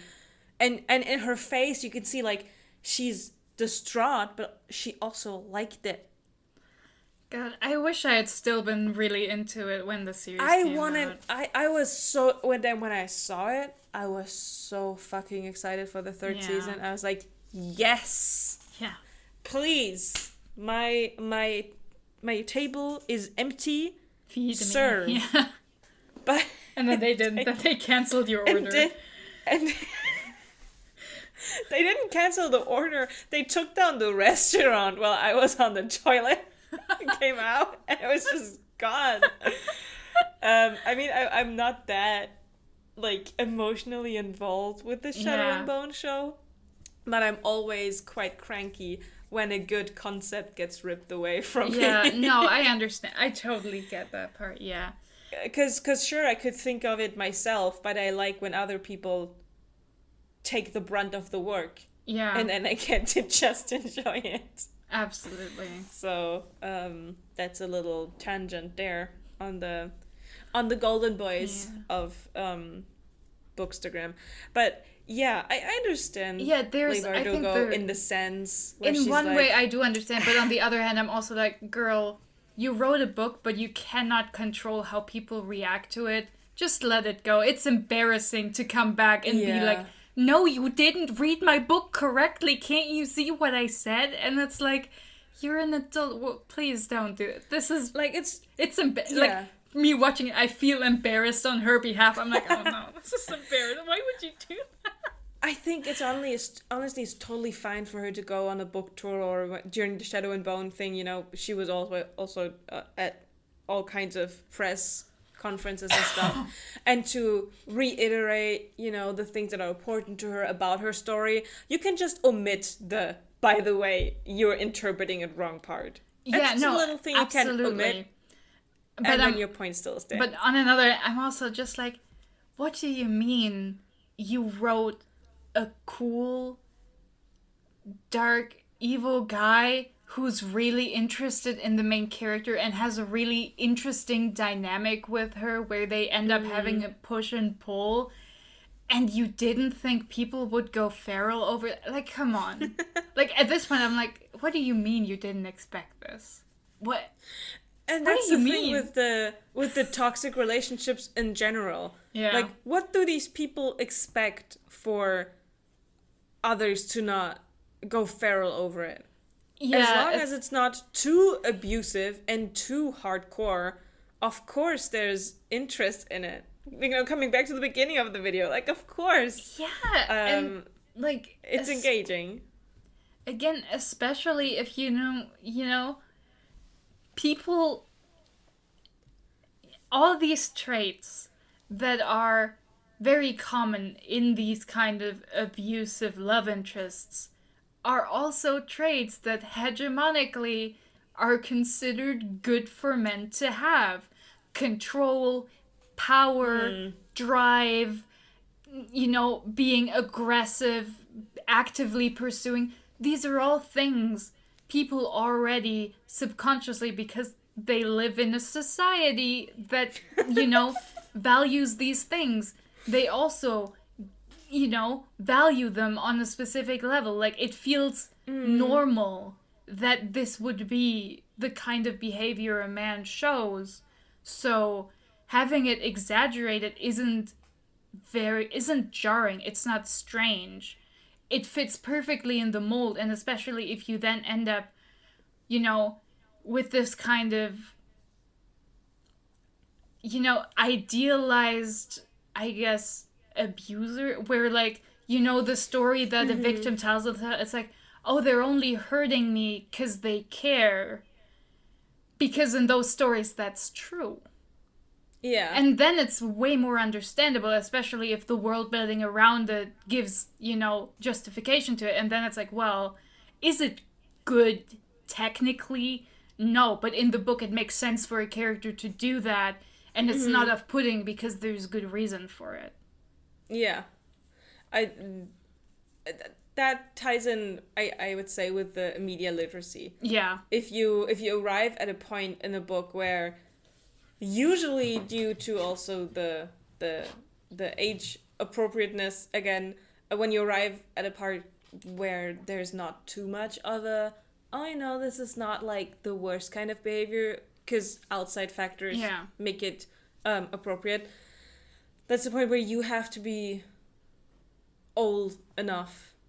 You should be old enough and experienced enough to be able to say, yeah, but this still is not a good thing in real life. So, I totally agree with you on that one. But also, especially on, like, this caveat that it's like, oh, they should be older. Most books these people complain about are literally aimed at adults or old teenagers. Like, literally, like, oh no, my 13-year-old read it and enjoyed it and now is a Darklings. And it's like, well, cool. Like, it's not, young people will always consume stuff that's over their age range. Because they'll be interested, and most of them also can deal with it. Like, they're just generally, like, where you should be aiming in, like, how you deal with the topics, but, like, ultimately, you can't stop them. Kids get their grubby hands into anything. The grubby, dirty little hands. Yeah. Yeah, because in general, like, you usually idolize people who are older than you, like 2 to 3 years older than you. Yeah, those absolutely. are the adults. That's the kind of status quo that you aspire to be. So of course you're gonna try out what they are doing. You're gonna, try out makeup or try out your older siblings pre-workout because you've seen them chugging that thing before they leave the house. You gotta try stuff. In order to figure out whether, like, what that means, what that is. Yeah. Of course, online, especially if you don't really show your face, and even then, if you don't write your age anywhere, you usually wouldn't, as a group of 26, 27-year-olds, late 20s, rock up to a 15-year-old and be like, hey, want to read that book? Because that's not usually the kind of no, normally the 26-year-olds right? are talking to each other about how much they like it. A 15-year-old sees it and is like, oh, that sounds interesting. Yeah. Which, and online you can't see those ages. Yeah. So, you might be like, oh, that's also people like me, that are talking about this thing. Yeah. But yeah, again, it's in the least like targeted way, it's curiosity. It's pure curiosity because you just want to see what it's about, and like, you really just want to see. Ultimately, I also do think that like I don't think fiction should be responsible for educating children on correct behavior. I feel maybe, like, I don't know, books for 5-year-olds can be, like, moralistic and, like, teachery, but, like, teenagers, I don't think entertainment should have to do the job of education. I feel like your idea of what healthy behavior is shouldn't come from the fun entertainment you consume. Like, at that point, we'd have to roll up to, like, soap operas and be like, hey, but this is not correct. Like, it's silly to try to, you know, teach children via media. There can totally be media made that is made for education. Like, I mean, the show Sex Education, like, for example, is, like, made to literally sex discuss these topics in a way that is, like, informative and, like, responsible. Yeah. But I don't think you should be like, no, children shouldn't watch Riverdale, because it's, like, too unreal. Like, right? Because it's, like... They're not going to take it as instructive, but even if they were to... the solution there isn't to prevent your kids from watching Riverdale, but to sit down with your kids and be like, hey, you know, if you have questions about relationships, here's some resources, here's some stuff. I would like to talk to you about that if you're interested in it. Like, if somebody hurts you, if somebody makes you feel bad, you don't have to, like, you know, it's like, I feel like this aspect shouldn't be, you can't totally put agree. That onus on, like, random authors, right? Like, just imagining, like, you can't just expect these people to educate children, like, for society. Like, you can't do that to them. These poor people. The thing is, like, even if you are a small child, you can still get, like, usually media targeted at younger children or at, like, preteens still has some sort of moral to the story included in there anyway. Yeah. So, like, The Legend of Aang, right? Yeah. You don't watch it and think, I should, you know, cause an avalanche and kill all of the fire people trying to get to the Airbender temple. That's not the takeaway. The takeaway is you need to help people in need. That's the good moral thing to do. The people living at the Airbender temple. That's what the child takes away from. Yeah. From the same media, you know?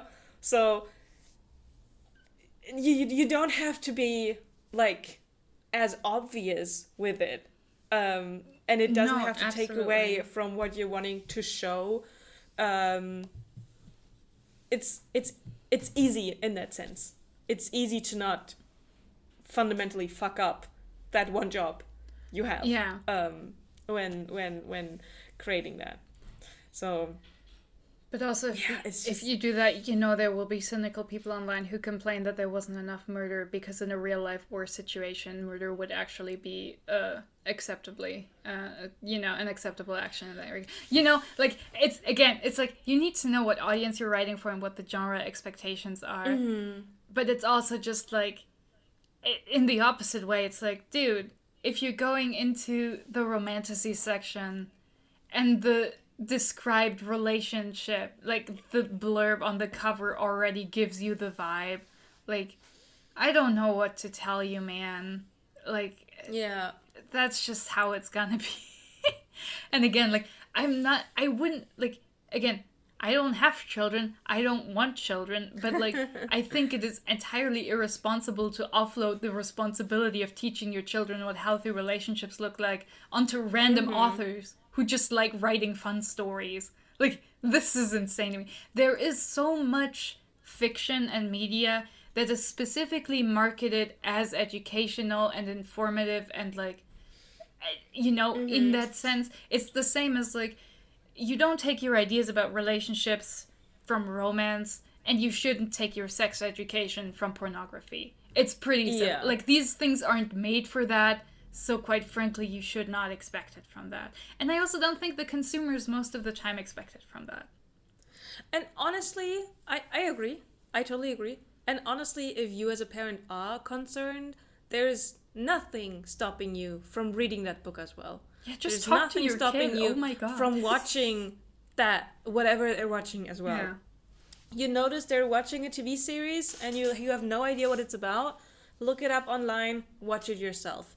Yeah. Your kid wants to read a book desperately, educate yourself on that book, read it yourself. And if you think, well, this might be a learning experience for my kid, be available to them if they need it. Like there's active steps you can take that are not, no, you're not allowed to consume that piece of media. Especially if like your concern is that these teenagers, because like really treating them like children is just like, under 18 doesn't mean they're like a baby or whatever.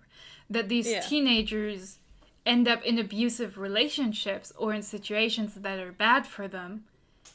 You are making you are not helping them by telling them not to read certain things. What would help them is you being available as a trusted figure they can go to if they're upset about their relationship or anything. You know, like, you being available as a trusted adult is way more relevant than, like, telling them they can't read a certain book. Or trying to prevent certain books from being available at all. Because at that point, again, like I said to you, it's like, you were so close to being the obvious villain in a dystopia. It is ridiculous. It's also basically impossible to make a list of all the things that are wrong. Yeah. So you at some point have to teach your child to be a critical thinker in the best way possible, and then send them off and be like, toodaloo, I hope you're having fun. If you're scared, come back and we can talk about it. Yeah. But it really is just like... You can't, like, say, hey, this is a list. Anything not on a list is fair game. That's just not possible. Yeah, also, like, not to destroy anyone's hopes or dreams, but, like, if you tell children they can't do something, guess what they're extremely interested in doing now? Like, I can't... Yeah. They want to do that kind of stuff. So, yeah. Save the children is not a singular, the book is at fault thing. It's a multifaceted, onion-shaped problem that... Like, the best way to protect any child is to give it agency, and it doesn't... Like, and the more you try to prevent them from accessing media, the less agency you're giving them. Like, that's also, all there is really to say to it. Yeah. Like, especially because most abuse children face is from parents and close family. So, you know, like, it's... just give them the space that they're also allowed to speak up. It's, you know, they should be allowed to talk back to you a little bit. And again, if they talk back to you, there's a high potential that they'll talk back to other people in a situation where they need to be able to. And that's important.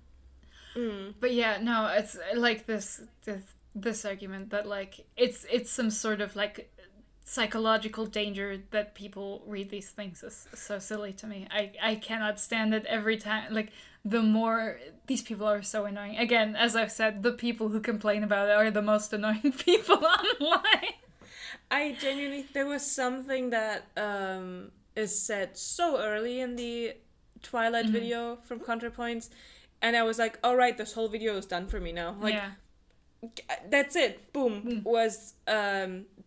you have to decide at one point whether you want the media you consume to be for shits and giggles and entertainment, or with the purpose of educating and setting moral standards, you know? And I feel like the people that you're talking about are projecting a lot. For them, the media has a moral standard point of view. And so they're like, for you it has to be true, and so you're reading that, I don't know, some fucked up again, dark romance shit, so obviously you must be a horrible person. Same energy as, what do you mean you don't believe in God? That means you must go around raping and killing people all the time. And it's like, no, actually, you don't need God to not do that. Crazy. I always think, like, what would, like, we live in a Christian society, like, all of our values, they wouldn't be here without God. And I'm like, not killing others being a value is not... It's like the basic tenet of any society, because, like... Don't be mean! A group can't sustain itself if people keep indiscriminately killing people that annoy them. Like, it's just...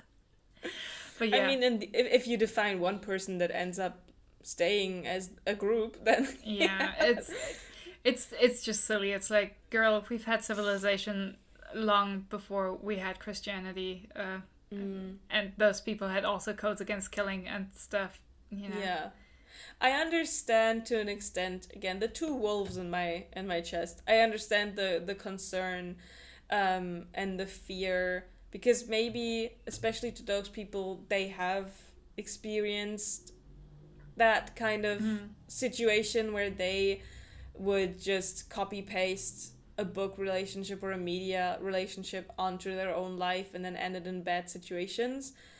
But it's just a little bit more complicated than condemning toxic relationships in media, because they are important to, you know, a lot of people to be able to just experience it once. How are you going to know that somebody is doing fucked up shit? You know, and not having it, like, when something happens to you the first time and you're, like, totally taken back and you can't, like, react and stuff, maybe it's better to have that reaction when reading about it for the first time than opposed to it happening it to you. And just, you know, interacting with the idea that some people could even do anything like that at all. Yeah. Like, that this is even, like, something that could happen. But again, like, at the end of the day, they don't need to be educational. They're entertainment. So really, exactly. I mean, again, I also have my own gripe with the fact that a lot of these don't write abuse accurately, because, like, often it's like a very short-term thing, right? It's also just like, why would you write about it? Like, in my brain, it's like, why would you write about it if you're not actually really going to write about it? You know, if you're not actually dealing with the topic, then why include it? Like, you know? Because I feel like, again, the story could be way more interesting if you actually engaged with it genuinely. I just remember there was this one bad book that I didn't DNF, I just skimmed the last 150 pages or whatever, which also had a abusive relationship. It wasn't the love interest, but it was, you know, and there was a point where I just gave up on it because it was so bad, because it presented, like, the abused person talking back to their abuser, and there were barely any consequences, and it was just like, what do you mean? Where are the I was waiting for the shoe to drop, because that's what would realistically happen. Like, it was portrayed as, like, a power moment. I was just like, girl, where are the consequences? There's a reason abuse victims don't talk back. What do you mean? You can't just slay your way out of a... Yeah, especially, again, you can't slay yourself. But especially if that person is, like, in a position of extreme power over you, like, of course. Yeah. Like, at that point, I was really just like, wow, this book really does suck. It also was, like, really, really bad at everything else. It did not understand, like, economies at all. It was like, hey, we're a pre-industrial society, but, like, women don't work because we're sexist, and it's like... I remember you told me about that book. Girl, women did work because, like, you needed the labor to produce a livable society. You couldn't just have women not work. What do you... That book was bad on every level. It also had a magical pregnancy, which I hate, so it's like, it had everything I hate. But it's just such a reminder. I'm just like, like, I don't think the author is, like, morally wrong for writing it badly. I have a gripe myself with them because it's so bad. I'm like, no, this is not good, though. Yeah, no, I can totally relate to that in a way that you're like, oh, it's just not done well. So there was a prime chance for drama and I didn't get it. What the fuck was that? Upsetting. I think that might kind of like tie into some people saying, oh, the toxic relationship here is romanticized or something. Yeah. But I mean, we touched on that by saying there's a lack of emotional consequence in a relationship where it, you know, kind of makes the toxic tropes worth it, in quotation marks, to read, in the same way that if there's no backlash for the toxic behavior in the book, then there is the, with the Reed situation, there is the it's just like potential it's a wasted of it coming off differently. So overall take from my side on the whole matter is some people take a little bit too serious and some people don't take it serious at all, and you should all settle down for a moment before you come for other people's throats when it comes to toxic relationships. I think it's just like, I hate how people talk about this as if it's like meaningfully different from any other unhealthy behavior in fiction. People get so up in arms with this, and it's like, it's not that bad. And also, like, again, your gripe is really not, like, you're not served by having this gripe with books. Sure, yes, books also perpetuate, like, rape culture and this acceptance of abusive behavior. But, quite frankly, people having fun with a fictionalized, safe version of something is not the place to make changes. Like, and it's not. It will be a lot less engaging to people once, like, taboos around sex and wanting stuff and shit, once that, like, loosens up, it will be a lot less interesting. I bet you at the time of, like, the prohibition, people were way more wild about alcohol than they were in other countries where there were no prohibitions. Like, again, to this day, like, Germany's, like, generally, most of Europe's way more chill about alcohol than the US has ever been. And people also, like, this kind of insane binge drinking that happens in frats and, like, in house parties, especially from teenagers, doesn't really happen here that much, because it's just not it does happen, also happen, but not to like, that extent. It's not. I was on a school in a small city, so I can't say that it didn't happen a lot. I never participated because I didn't see reason in it, but it was a weekly to bi-weekly occurrence during the summer months. That's crazy. Yeah, that's very during summer when people would be like, their whole pocket money would go for cheap alcohol. That's so fiscally irresponsible. I would spend my money on other things. Yeah, like Copic markers that cost like €5 a pen. And I mean, I'm looking in the mirror, so not to brag or anything, but they still work. And where's that alcohol? It's gone forever. Huh? Look at that. It's insane that the Copic markers still work. Like, I'm still in awe when I see mine, like, still. This has absolutely nothing to do with the topic, but like, there's a reason they're expensive and they're like a household name, because they're just really, really good. Like, the manufacturing is so good. They've been doing their job for 10 years, literally. It's like some pens I've been having for 10 years. That being said, entirely disconnected. Is there something else you wanna mention for toxic relationships? No, I think we've gone through everything. I think my general comment is that people should be a lot less weird about them, because again, it's just one unhealthy thing. Again, no one's this weird about violence, and violence is really common in YA books too, and extremely normalized and like glamorized. No one's up in arms about that. And let's be clear, that is the correct way to see it. The correct reaction is not to now correct and be also up in arms about violence. Do not do that. That's not the right Instructions thing to do. Unclear. No. And, like, that's just... Again, to be clear, I think it's absolutely fine. I don't have an issue with toxic relationships being in fiction. I don't even have a problem with the romanticized versions because, again, I think most people are not stupid. And I don't think that there's a meaningful argument to be made about trying to, I don't know, reduce it, keep people from reading it.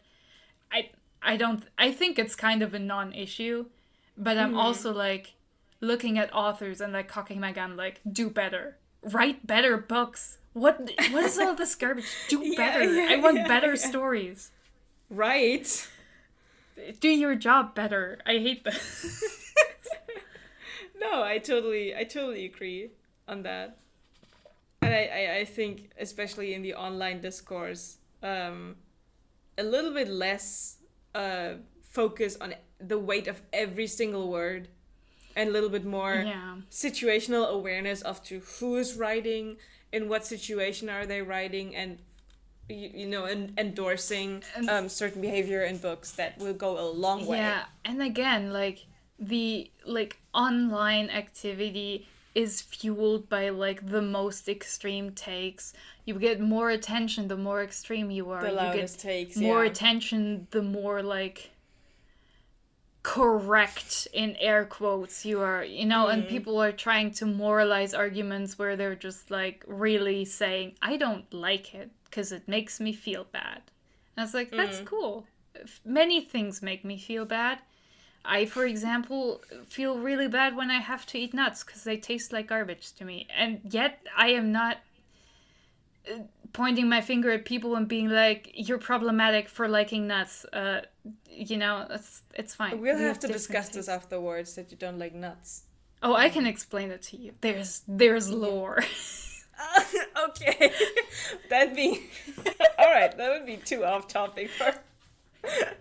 Well... I'd be so interested to hear what you think. Yeah, I would be really interested in, like, other people's takes. I mean, I do think I'm correct, as I think everyone thinks of their own opinion. Like, I think everyone's like... True. Like, no one's like, I think this, but I think I'm wrong. Like, obviously, we all think we're correct. But... Yeah, especially with a topic like this. But, yeah, write it, scream it. We probably won't hear if you scream, so I would prefer if you write it. It's probably good to get the energy out, Yeah. Scream and then write. Yeah. Scream before you write, so you're like cooled down a little bit. Or scream while writing. Put that caps lock on. Yeah, you can also do that. Multitasking, a real skill. All right. Yeah. Thank you for listening. Bye-bye. Bye-bye.